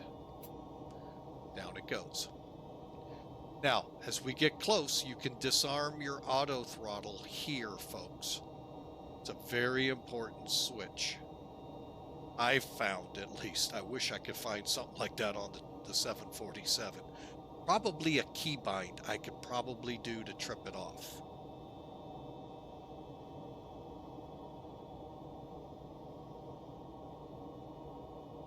All right. So, we now know our speeds.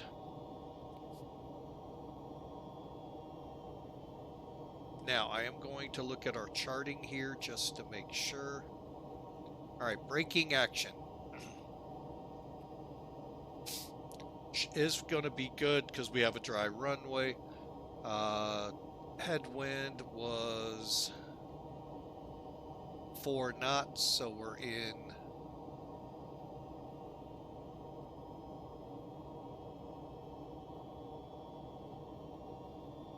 Okay, this is in meters. This I don't like. Sorry, folks that are in meters. So yeah, I don't know. So medium, 1,600 feet. And it doesn't give me the translation. We know we got, we'll require 8,300 feet. All right, our maximum wind components are good because we're straight on. All right, so we'll set up and get ready for descent in a minute. Now let's bring in charts. Top of descent, so we're going to rush it. Okay. Hydra.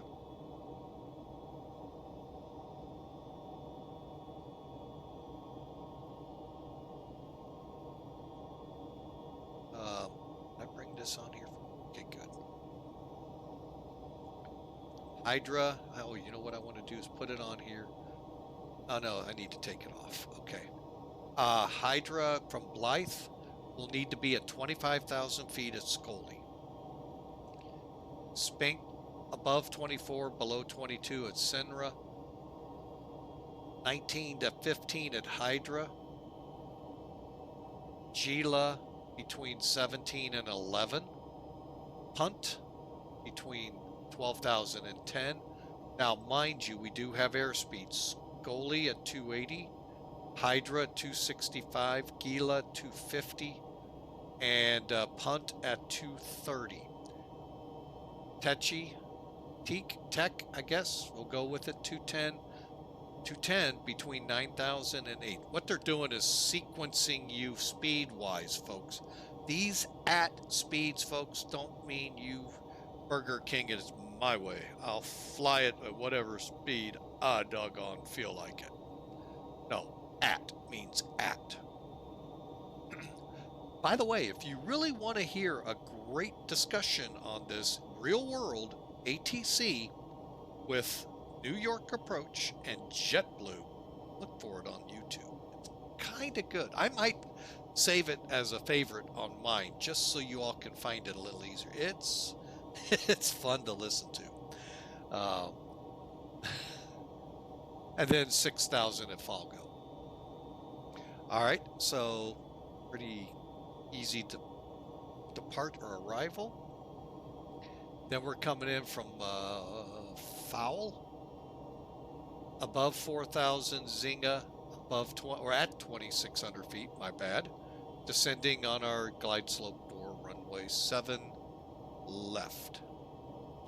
Okay, the rest of the chart goes like this. Your frequencies across the top. Bear with me a second here, folks. I'll help you out a little so you continue to see the weather.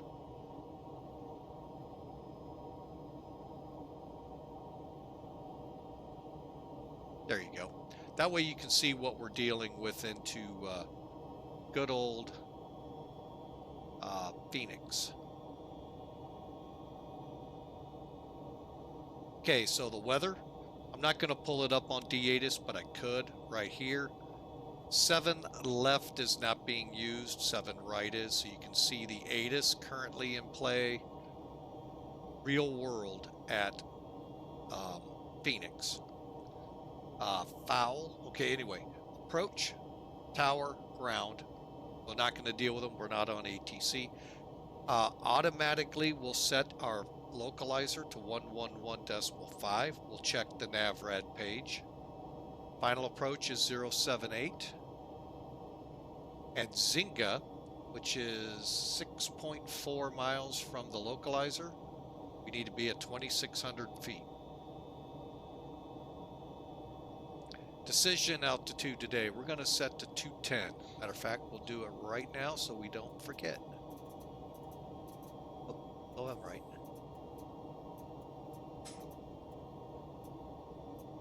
Perfect. Or if you wanted, you could switch this to Barrow and set it to 1326. The reason for the disparity here, folks, the airport itself, 1,135 feet above sea level. Add 210 feet to it, you're pretty close. Add it to the touchdown zone, by the way. All right, missed approach, just fly out 5,000 feet, turn left back to the VOR, Phoenix, PXR, and hold. Until ATC tells you where to go. I mean, what to do. They always tell me where to go before I hit the hold. DME is required on this, obviously, so you know how far out you are. Your visual glide slope indications off your PAPIs versus your ILS glide path may not match. Once you see the PAPIs, you go with the PAPIs. Because you'll be visual then. More than likely, we'll be visual on this. But we're going to fly the ILS till we see the runway. All right, and then you can see again the routing will come in right around in here to Foul. Zynga actually will be well down into this. Descending in so that we can be at 2,600 feet. X marks the spot, folks, where you're going to be at 2,600 feet descending on the glide slope. I like to call it that because it looks like a treasure map from a pirate ship.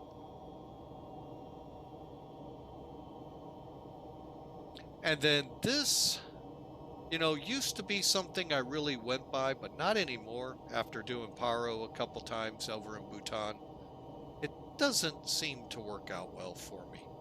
If you haven't seen those videos, they're up on YouTube.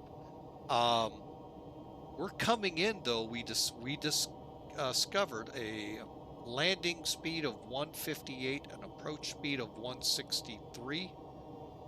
So that is going to yield us about an 850 foot a minute drop. So call it 800 to 850 is what you'll see on the tape here.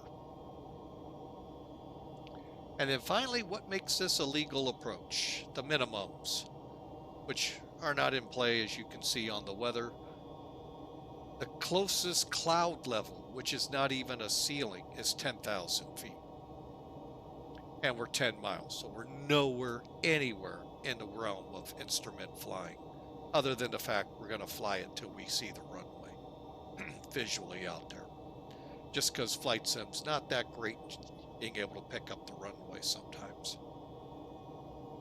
But if we did have weather here, and they do get weather, dust storms and weather, minimum 210 feet for your ceiling. So if it says 002 broken or overcast, you may want to find out exactly what it's at, because if it's actually 200 feet, you can't use this approach. You may have to shove over to 7 right or 8, where they do have Category 2, Category 3 capability. And if you're certified, you can fly into it. I'm certifiable, so it doesn't matter. Most loony bins know my name and address real easy. Just kidding, folks. And then finally, our visibility has to be a half mile or an RVR of 2400 or better, or 24, sorry. Got used to flying in Europe a little bit. And there you go, folks, just in time for top of descent. We've already gone through the speeds. We've already gone through the how much feet we're going to eat up on the runway, and how many soles of our shoes we'll need to get it stopped. So 8,300 feet, folks. Let's go ahead and prep for descent. All right. Display EAD down here only has seatbelts on because I was cruel to my FedEx people and said you get to sit in your seats the whole time because you were mean to the teacher. Let's get our landing data in super quick.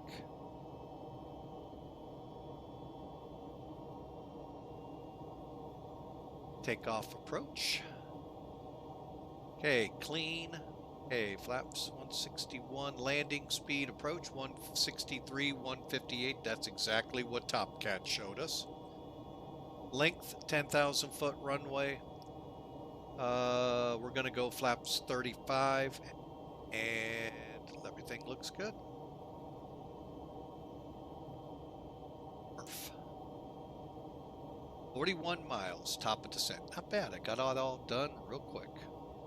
Windshield ice. We won't need that into Phoenix, and descent limit.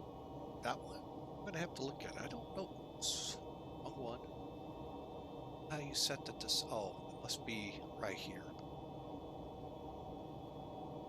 Or is that my descent altitude? Interesting terms.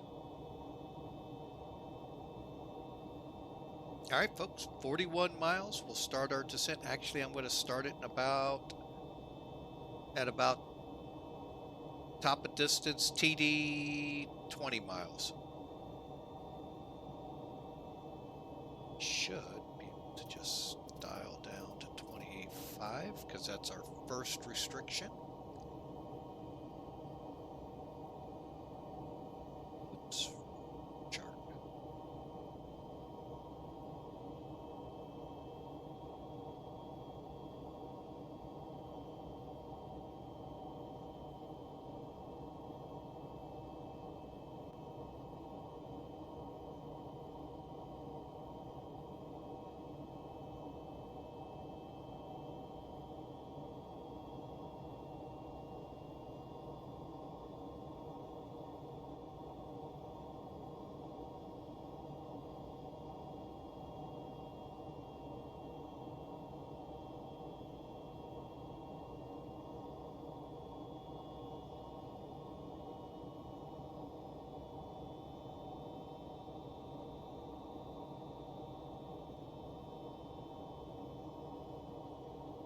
All right, folks, I now have charts up here so that you can see it. Hopefully, I'll try not to block anything important. Never know what that loose nut behind the wheel will do.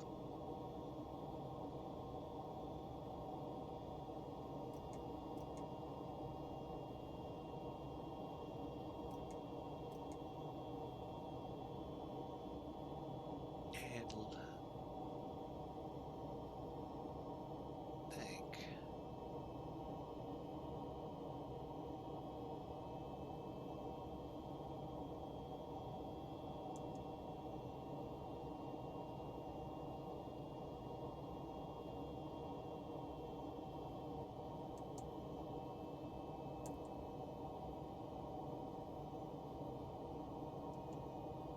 I'm just checking some things Airbus wise, because you know you would go to where you set your pressures and all of that. I don't see any of that being set here on another page. Navrad. We'll go ahead and dial it in just to be safe. 1115.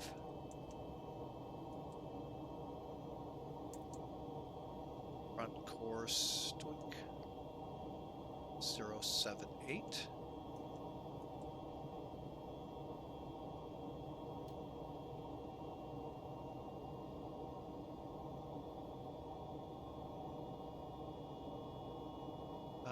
KPHX. To be honest, I've never had this, folks.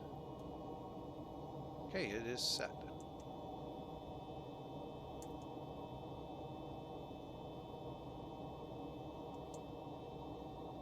Okay. Now 14 miles. All right, so let's try our descent. He says.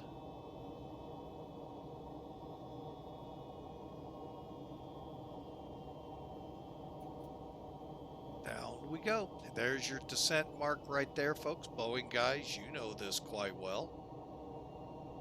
Airbus guys, sorry, it doesn't do that part where you have your little ball coming down here. But the Boeing guys are going, oh, finally something Boeing in this plane.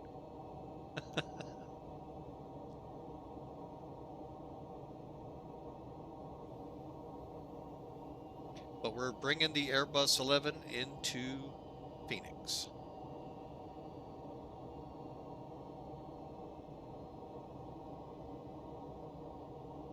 Okay, and the goal again, not sure how well you're reading that chart.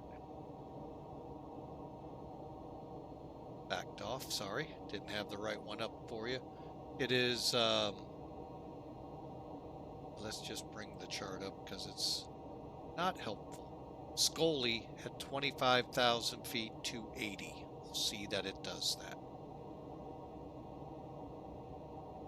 It's hard to read when it doesn't show up well. We're about to cross Bly. And it looks like we will make Scully before. We'll make 25,000 before Scully. Spinks above 24,000. Last I checked, 25 is higher than 24. Although in this world, it could be wrong.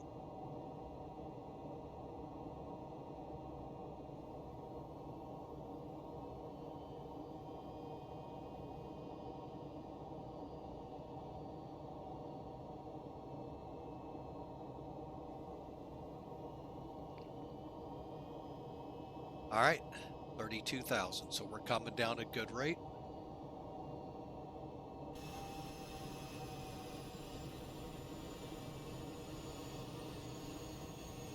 Making that slight turn there at Blythe. Over the, ooh, it's the only bad thing I don't like about this plane. I don't like where they centered the camera.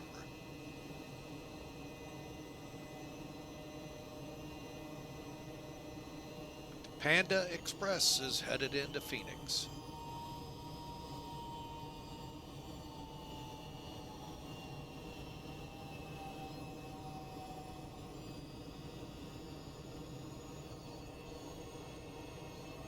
I'm just looking for good screenshots, folks, because I'm not going to get many this on this descent.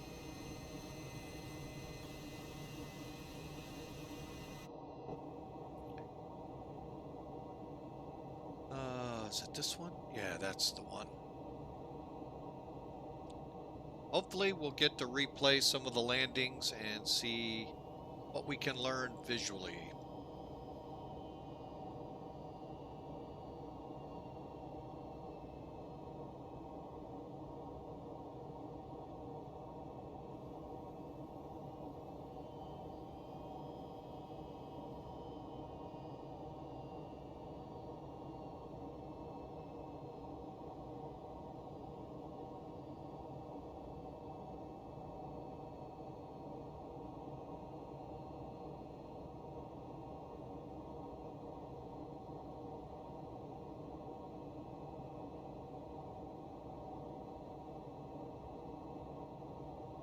I do want to check something now. Page 1 of 1, so I can't go to the approach page like we do in... So again, I told you, it's not 100% like Airbus, but there are a lot of...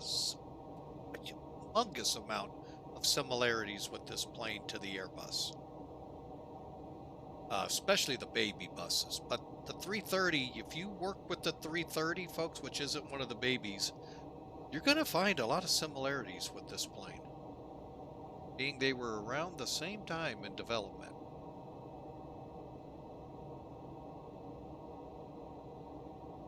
Okay, so we're reaching Scully. Our next hard altitude is... Let's see, we gotta get below 22. Let's go for 15.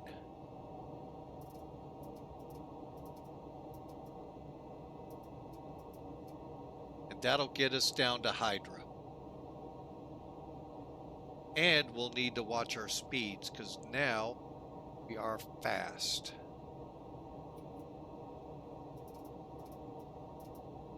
$280.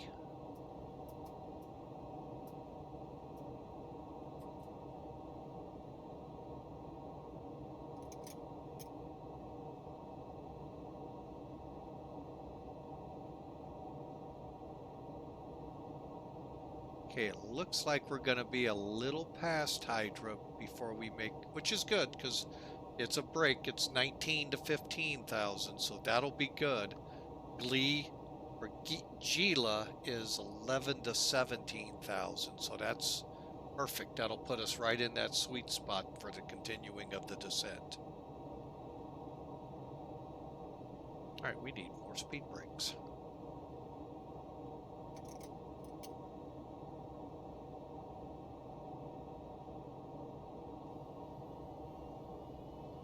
And go ahead, set medium.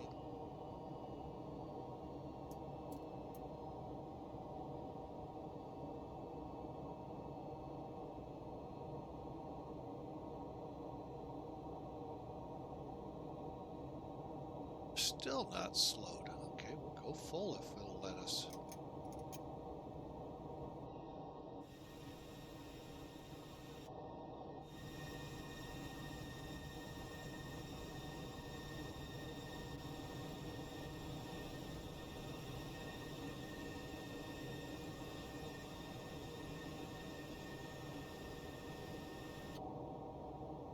All right, now we're starting to get slowed up here. I know the auto brake is on.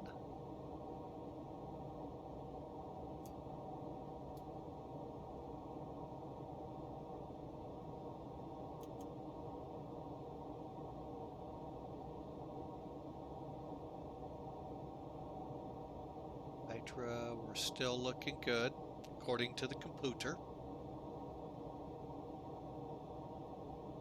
And as soon as we get past Spink, folks, we'll actually be on the approach plate. Now switch it. Hopefully, remember to.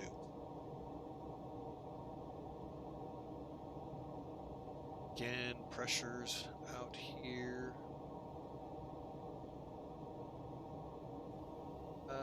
29.99. Let me write that down so I don't have to do that again. Even though I probably will.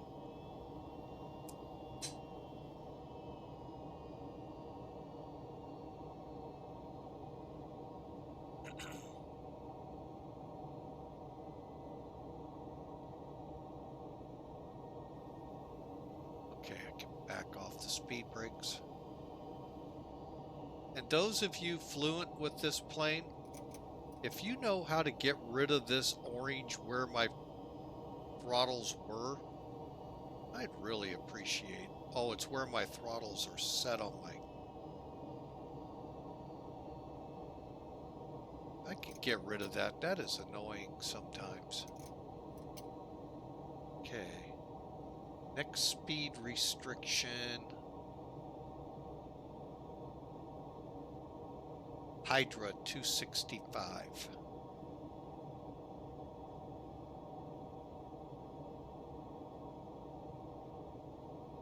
Okay, would somebody please dim the sun? It's making it very hard to see my gauges.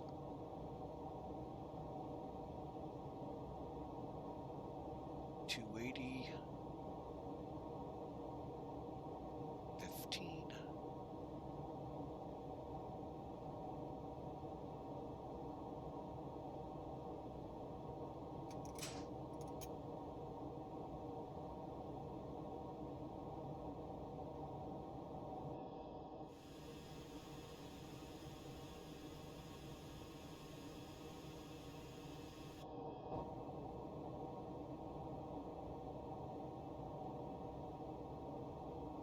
I wonder if that is an indication why my auto brakes sometimes don't set up.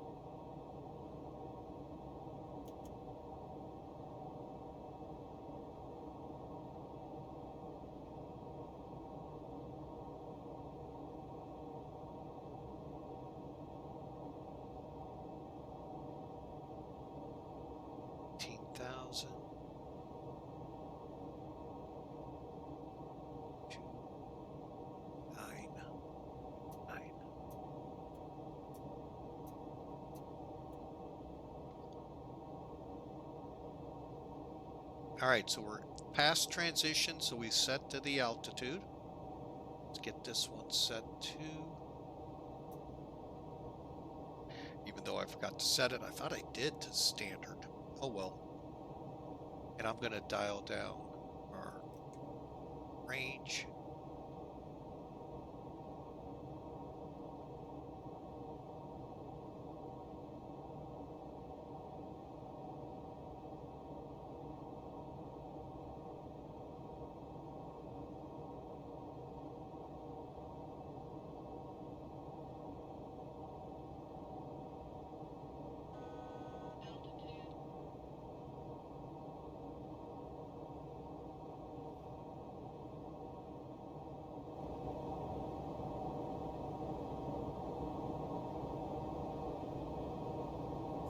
All right, here we go, folks. Coming up on 15,000, which is where we need to be at Hydra. So we'll kind of, and that means we're below 22, which means we're well within the altitude run to Hydra. And technically, Gila, because it's 17 to 11.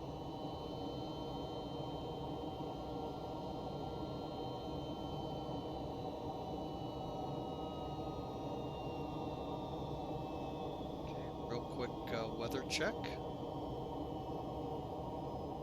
Real world. Phoenix is variable at 4, 10 miles. Still good on all the ceilings. 1098. 298.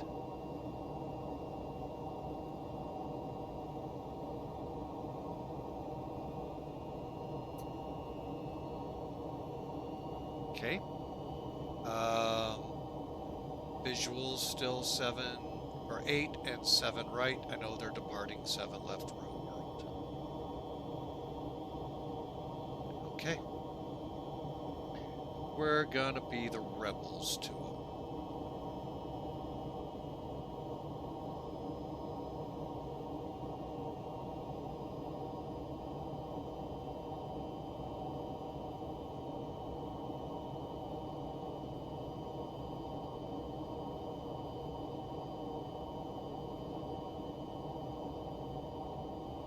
Headed, okay.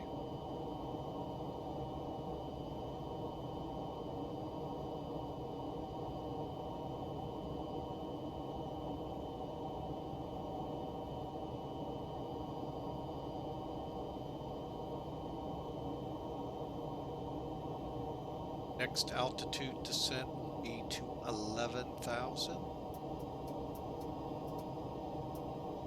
And that'll be Gila.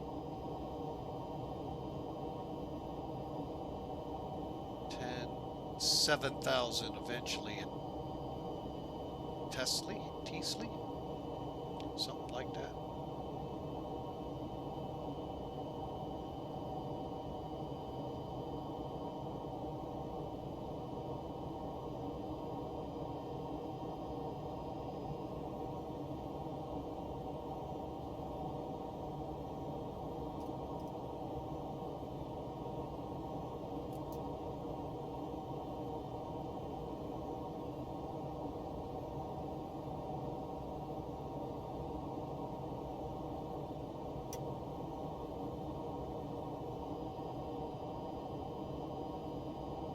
comes Hydra.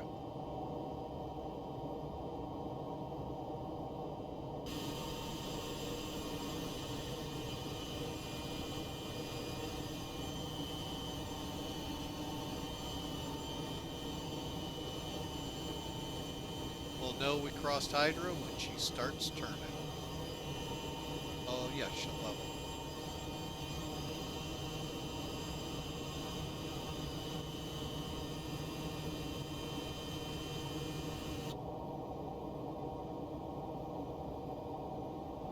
Because we'll go to a heading of 076.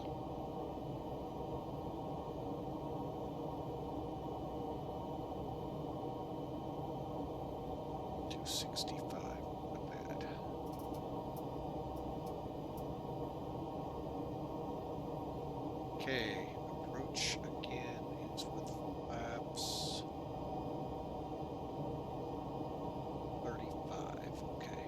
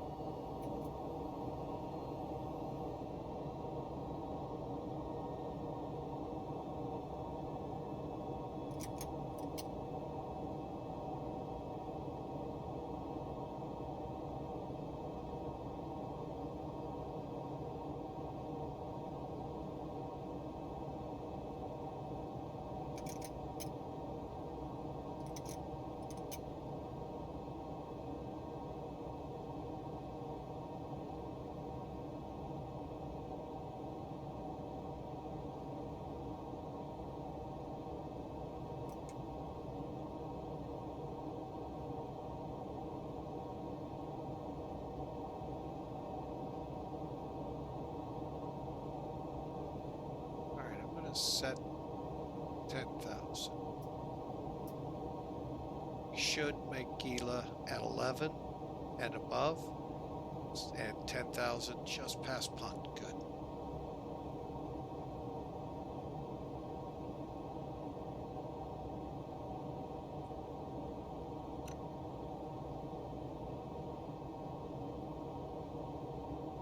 All right, folks, I hope you've enjoyed the short haul from Fresno down to Phoenix. It's not what we had planned today. Just happens that way sometimes. Just don't have the 3 hours to fly to St. Louis. So, I do have my speed brake off, right? Yeah.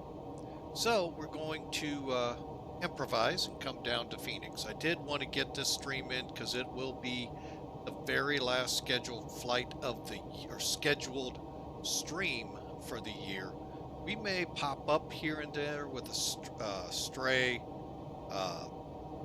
surprise kind of stream like, but I just wanted to get this flight in some fashion and do it in the MD11 for FedEx because it's been a little bit since we've flown for them, and just keeping an eye on how the plane's descending.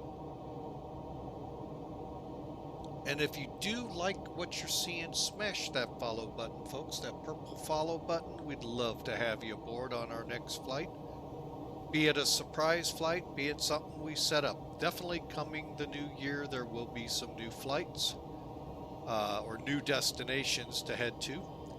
And then we'll schedule up some flights. So, again, thanks for flying with Mike. If you're over watching this on the replay on YouTube, when we get the video up, smash that thumbs up if you like it, as well as subscribe, and that way you'll be alerted when new videos come up. All right, punt is 2:30.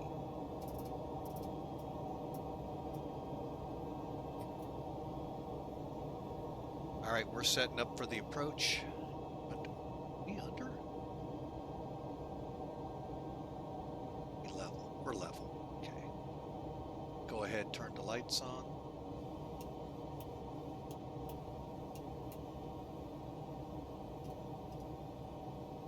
Let's make sure I didn't miss any. Nope. And we're set up here. Still 163, okay. And by the way, folks, we have auto-landed this plane before. It is kind of fun to watch, but it's better when we're in the clouds, in the soup. Let's see where our speed brake is, and it's in the up position. Stabilizer function. Hunt is 230 at 10,000. We're at 10,000. Next up is 8,000. Wait a minute. Crossing punt, so let's go to 8,000. I'm going to set it for 7. I'm a little late on that to start on the descent. There we go. And 210.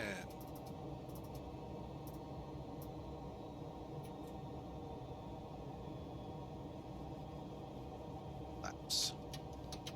Get the slats out at least.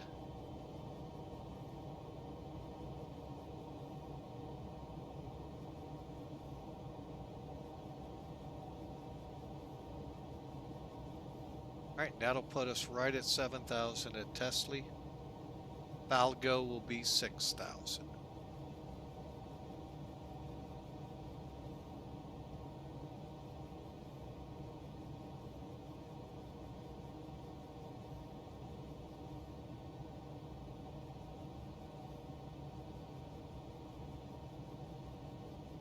All right, here we go, folks. We're about to turn on to the extended runway heading.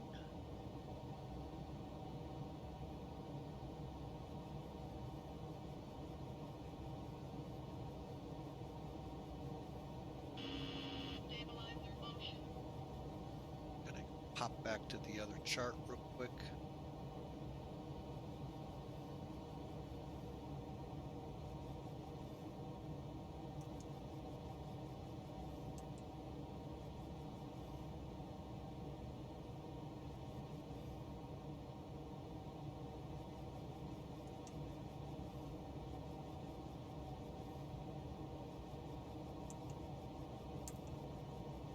Go.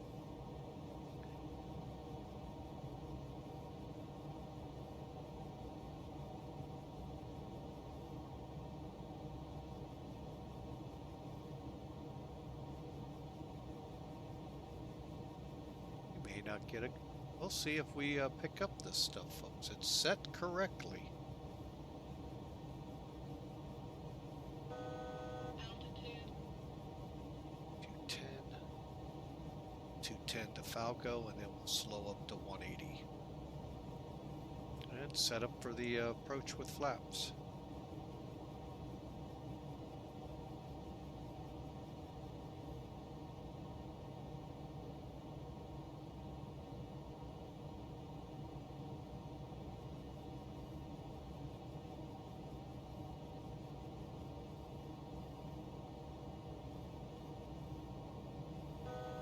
Altitude.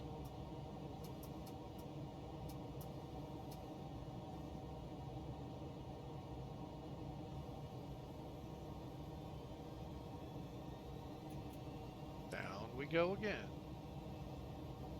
Go ahead and get our 10 degrees of flaps out.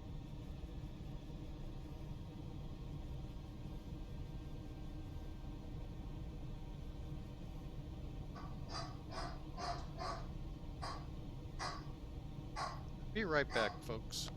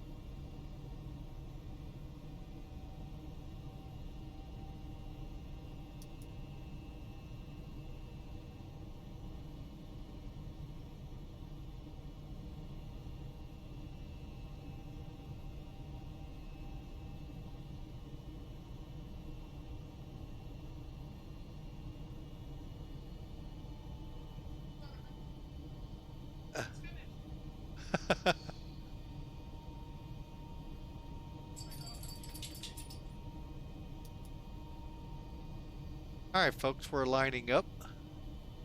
Let's go ahead and down to 5,000.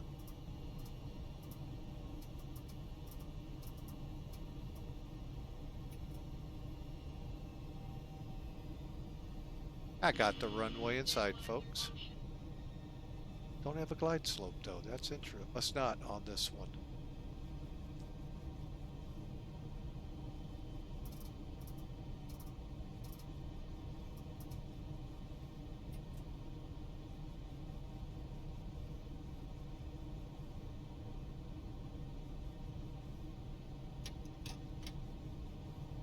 Coming down with flaps. Go ahead, drop the landing gear to help slow up. Oh, there's the glide slope. Now we're just high. But I'm one of those folks, you know what? Let's get a little gutsy. Altitude.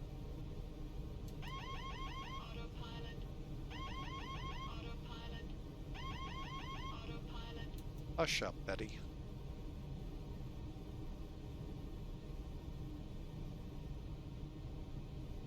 Alright, there we go. We're on track. Go flaps full. The only thing I need to do is arm up spoilers again. Remember, talk to the hand, folks, is how to make it arm.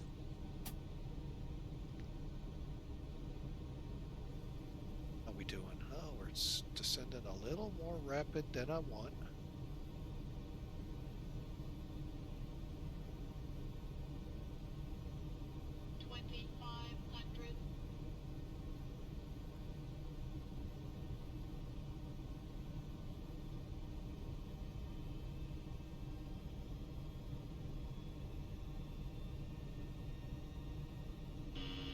Stabilizer motion.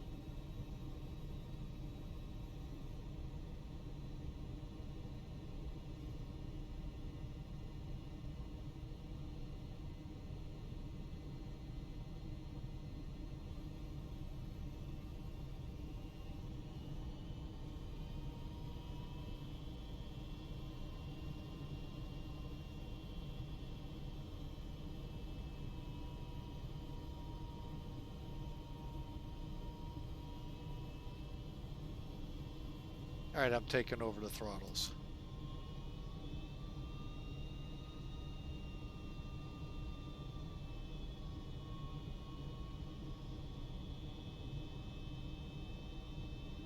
And we got to get rid of this pole again. Having a hard time seeing my localizer information.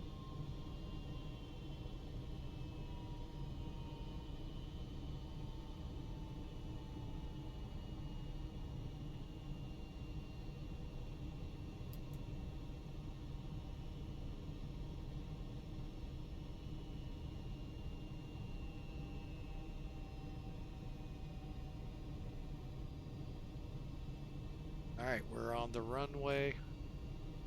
Lining up center line. Should be variable, no winds, or 080 was the last directional wind we had.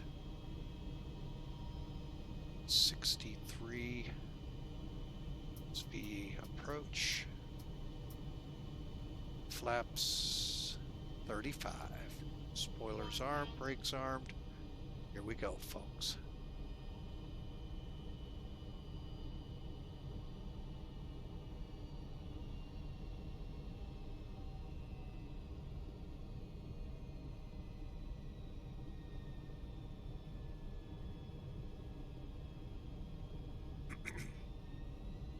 Stabilized, landing. 500. 400. Ooh, we're getting some frame rate hits here, folks. 300. This'll make this fun. Minimum 200. Landing. 100. 430. 20. 10.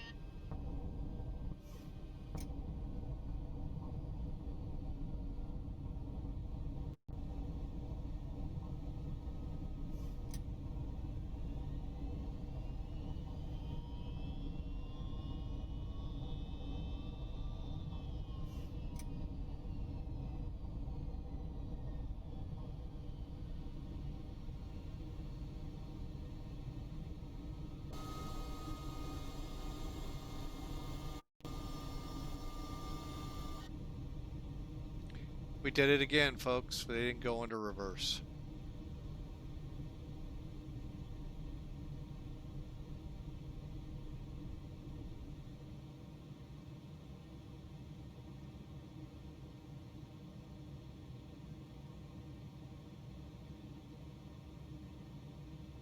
Welcome to Phoenix, folks.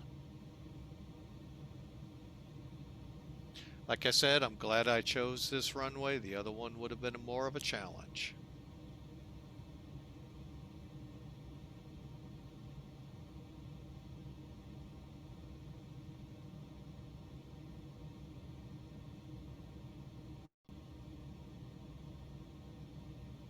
Hang on.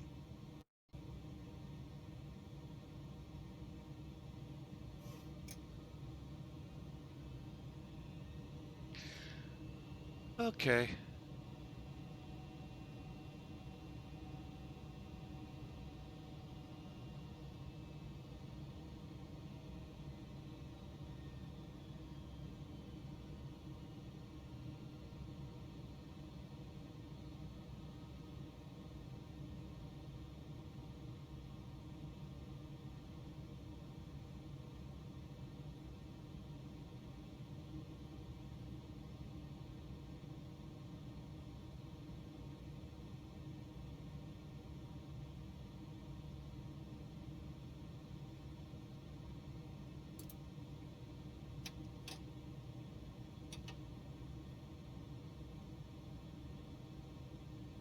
Bear with me, folks. Just cleaning the airplane up. I hate when I have to do this, but hang on. Being a pain.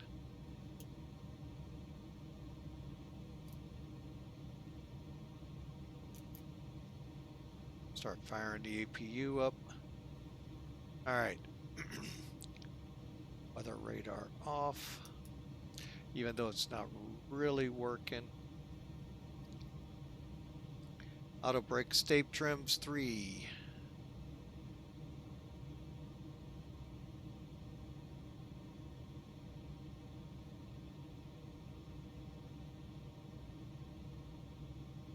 Okay, and exterior lights, anti-ice, APU is starting, tail fuel empty. And then spoilers, they are disarmed. Talk to the hand, push it down.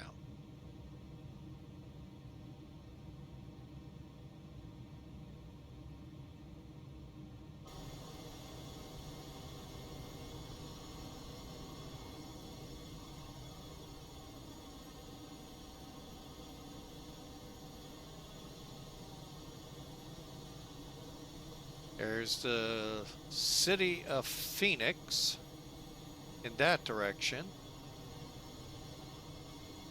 The mountains surrounding it and in town. Tempe behind it. And Scottsdale a little bit in that direction.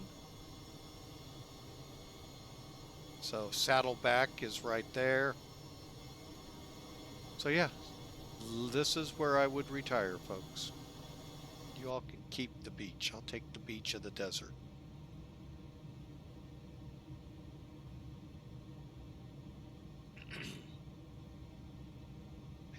All right, I'm going to go ahead and get rid of the map here, folks.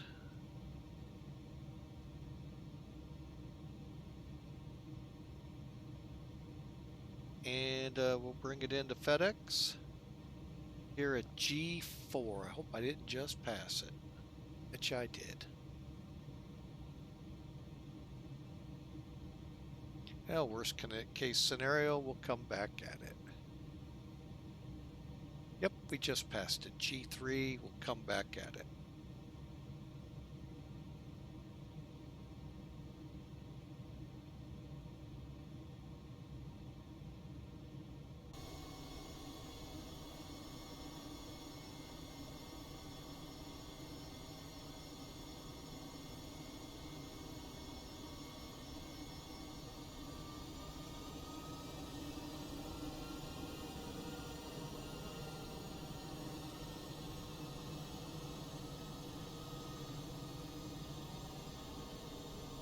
And right over there, folks, where we'll be setting her in.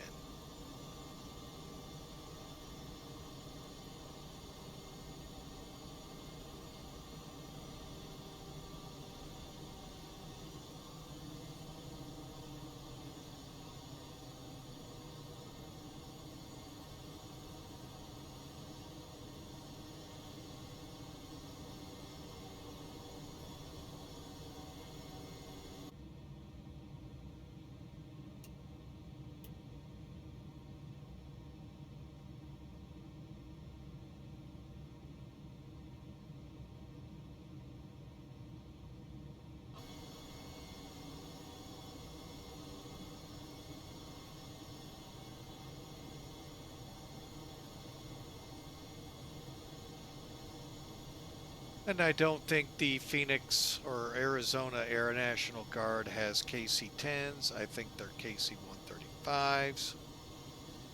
Must not be a good AI version for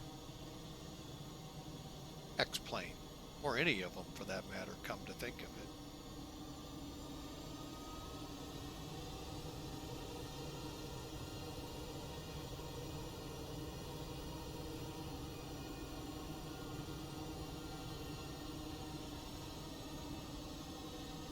Just take this first spot. Looks like it could get a little tight going further up.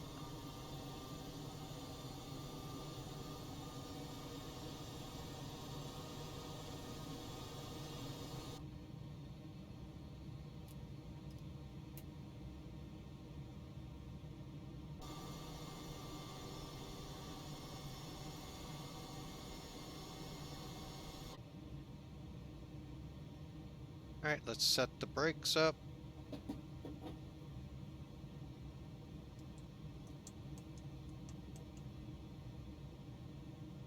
Bear with me a second, folks. Got to get all of these little things annotated. Annotated. There we go. All right, let's shut it down. All right, so we're parked. Fuel switches. Well, let's make sure we're got all the APU stuff on. APU's there. APU leads on. Beacons on. All right, come down here. 3. One last check before. Okay. All right, engines are off. Transponders, standby. All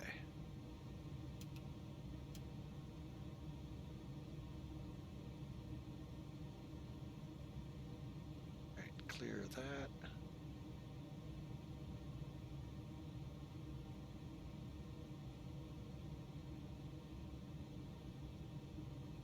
All right, what's up next? Seatbelts. Should I let them out, folks? I guess.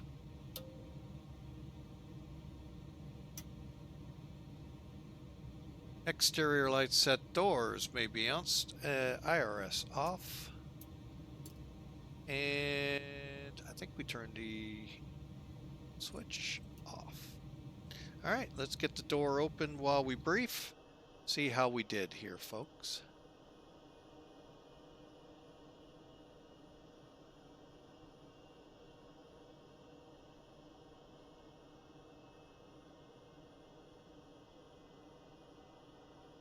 There we go. All right, so we're on the ground. Nerd with Wings, welcome aboard. Oh, they're going with graphic next. Okay, well, hey, I'm looking forward too, especially since I was so stuttery on the way in. Didn't check my frame rates. Would have loved to have seen what they were. But thanks for the update there, Nerd with Wings. Welcome back. Glad to see you. Hope you enjoyed the landing. I can see already it's telling us 483 feet a minute. I might be able to believe that because I had a hard time getting the nose to come up. So it got real heavy on me all of a sudden. All right, let me pull off the top there.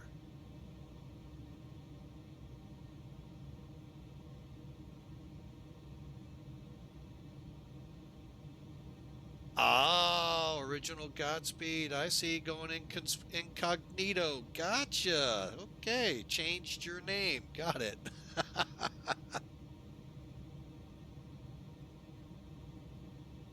All right, so let's take a look at this. We're going to bring Sim Toolkit back in. Told y'all it's a great planning tool. It's also a great debrief tool. Why? Because it's going to show you a lot more information than I've seen Volanta. Now, I haven't looked at Volanta in quite a while, so I could be wrong now. But this is where I think Sim Toolkit excels. First off, you see they got us at 483. That reminds me, let me stop what's going on over here at FedEx Express. We never can see it right there. All right, FDX 811. And they got us at almost 700 feet a minute. Dang it. Hopefully that gets through. One of my harder landings.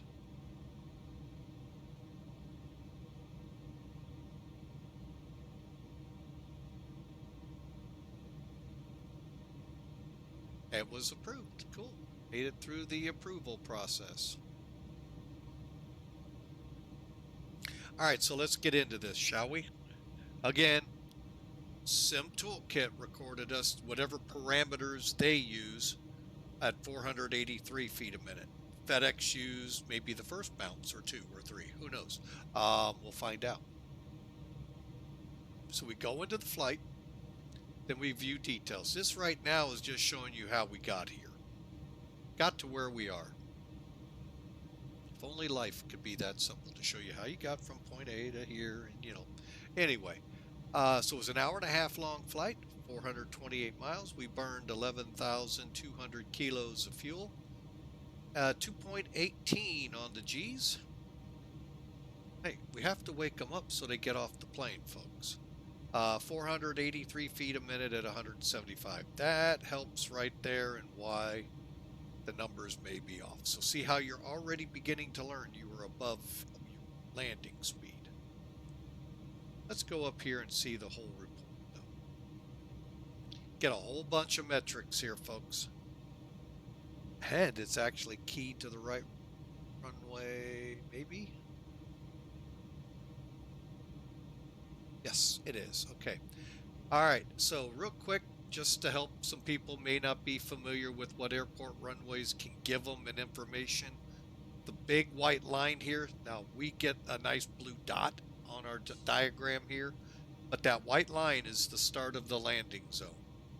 That is the threshold. Threshold bar is right in front of it. From there forward is where you're supposed to land. If you land in these chevrons, hopefully you don't pick up and blow a tire, because they don't have to clean it. Every 500 feet down the runway, you're going to see hash marks. And when they stop, that's technically where you're supposed to stop landing. Like this guy. See, he landed right here and he only has this. No, just sorry. He's taken off. Just kidding. But that's approximately 1,000, 20, 2,000, 3,000 feet down the runway. So you can tell that's where most of them land. Look at all the rubber. This big patch right here is your aiming point visually. And this is where we try to land. Your ILS, your PAPIs are all geared to put you on that pad. If you got your speeds right, if you do everything right, you should, in quotes, land there. Each one of these pilots should have landed there, but they floated. We, on the other hand, came in short, which we're still in the landing zone, so it's cool, by just about 50 feet. But we were only 2 feet off the center line. That's actually not bad, especially in a heavy. All right. Now, conversely, if you start seeing those hash marks down here, you might want to think about putting your feet out to stop the plane because you're running out of runway. Same thing applies down here, 500 feet. It gives you an idea of what you got left. That's if you're up like at 100 knots and say you get to these marks, yeah, I'd put the feet out. And get ready for some new feet because you're going to lose them. Anyway, we parked right here. So as you see how it tells you what kind of showing you how you can improve your landing. Aim more, pull up that nose, flare more is what I could have done. I couldn't get the thing to pull up any faster. Try flying at the appropriate speed.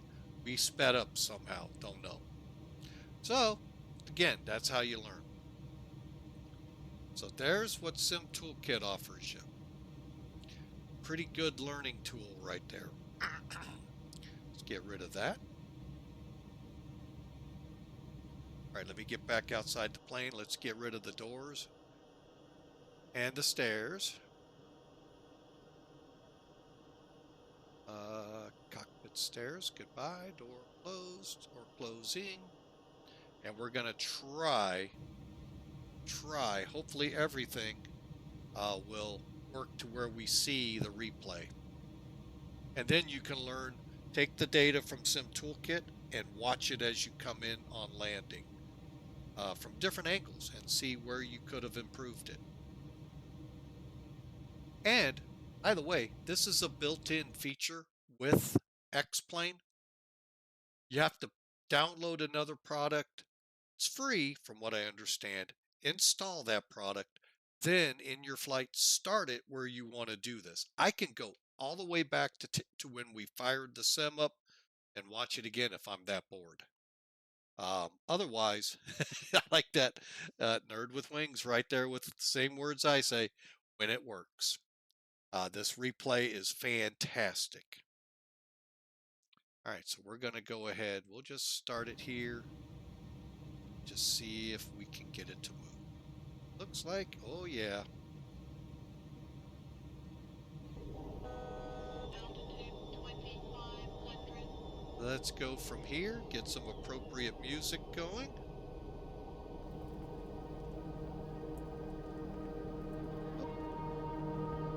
That is not the appropriate music that I wanted.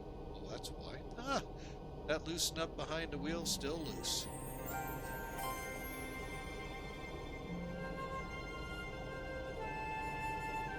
Let you see the Phoenix Basin here.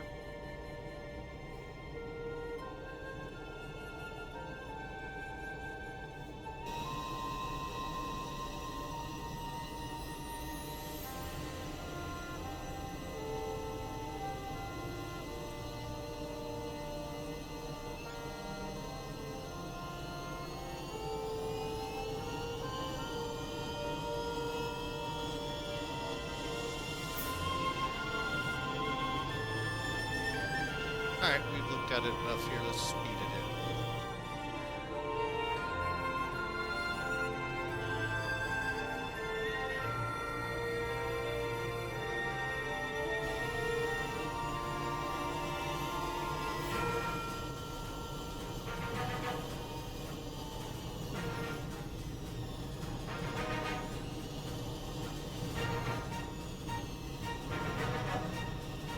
You see I'm a little, well, actually I'm a little low right there. Full red, you're dead. See where it shows. Oh, okay, I'll give it to full. Spoilers. Oh, there's the reverse for a second. Alright, let's go back and watch it again from a different angle.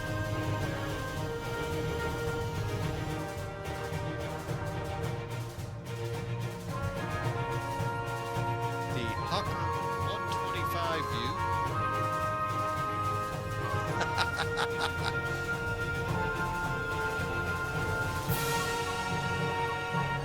Yeah, we hit the runway pretty good.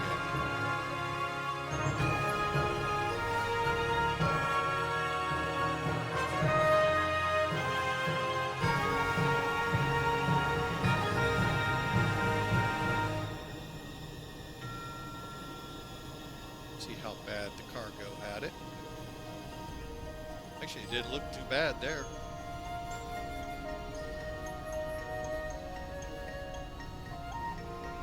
Yeah, the reversers deployed, then stopped. must have done something. Usually it's me that's the cause, folks, not the sin.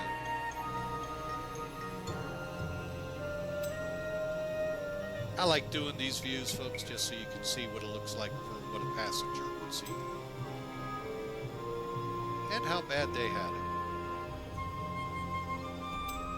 It doesn't look too bad to me. Now the fun one. Let's go from about here. Let's see what it looked like out the front. It looks good. 2 red, 2 white. What you're supposed to have. Don't sink. Don't sink. Don't sink. Don't sink. Don't sink. Don't sink. Don't sink.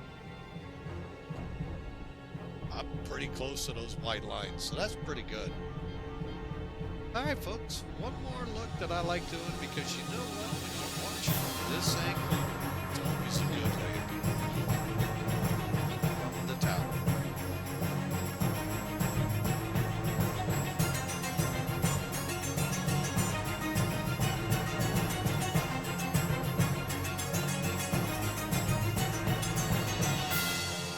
Okay, maybe in that case it wasn't. But you know what, folks?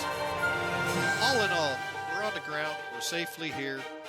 And the replay mode worked. I mean, great day. I want to say thank you for flying with Mike today. Appreciate y'all coming aboard. If you liked what you saw today, hey, we'd love you to smash that follow. What that does is send you an email, let you know when we're flying live again when I go live. Now, if you feel you would like to help us out monetarily, folks, we would love that. Come in here and hit that subscribe button, and you'll be a part of Flying with Mike and subscribe to the channel. Donations, biddies, also well welcome. And folks, beforehand, let me just say, if you do that, thank you so much from the bottom of my heart for helping us support the stream. Those of you on YouTube, unfortunately, we're not monetized there, but you can hit subscribe. That lets you join in with Flying with Mike, and you'll know when new videos are up. Next stream scheduled is next week. Well, not scheduled, next year. Next week will be possibly some pop-up streams I do, but beyond that, folks, I'm not scheduling anything next week. So enjoy the time off if you get it between Christmas and New Year. You love me. And You really love me. 25, our moderator, just chimed in. And 125 just subscribed yet for 30 another months. month. I That's made it. 30 months he's been subscribed to the channel. Thank you, sir, so much. Merry Christmas to you, and thank you for your help here. Folks, you all have a great day. Remember, the reason for the season is the birth of Jesus Christ. Try not to let all the other stuff get in the way, because that's what it truly is, stuff. So try to remember the birth of Jesus is the reason we celebrate Christmas. Hey, it's the first 5 letters in the word Christmas, Christ. Have a great Christmas. God bless you all. We'll see you again for sure in the new year. Might just do a pop-up stream here and there in the next few days. God bless you all. Have a great day and Merry Christmas.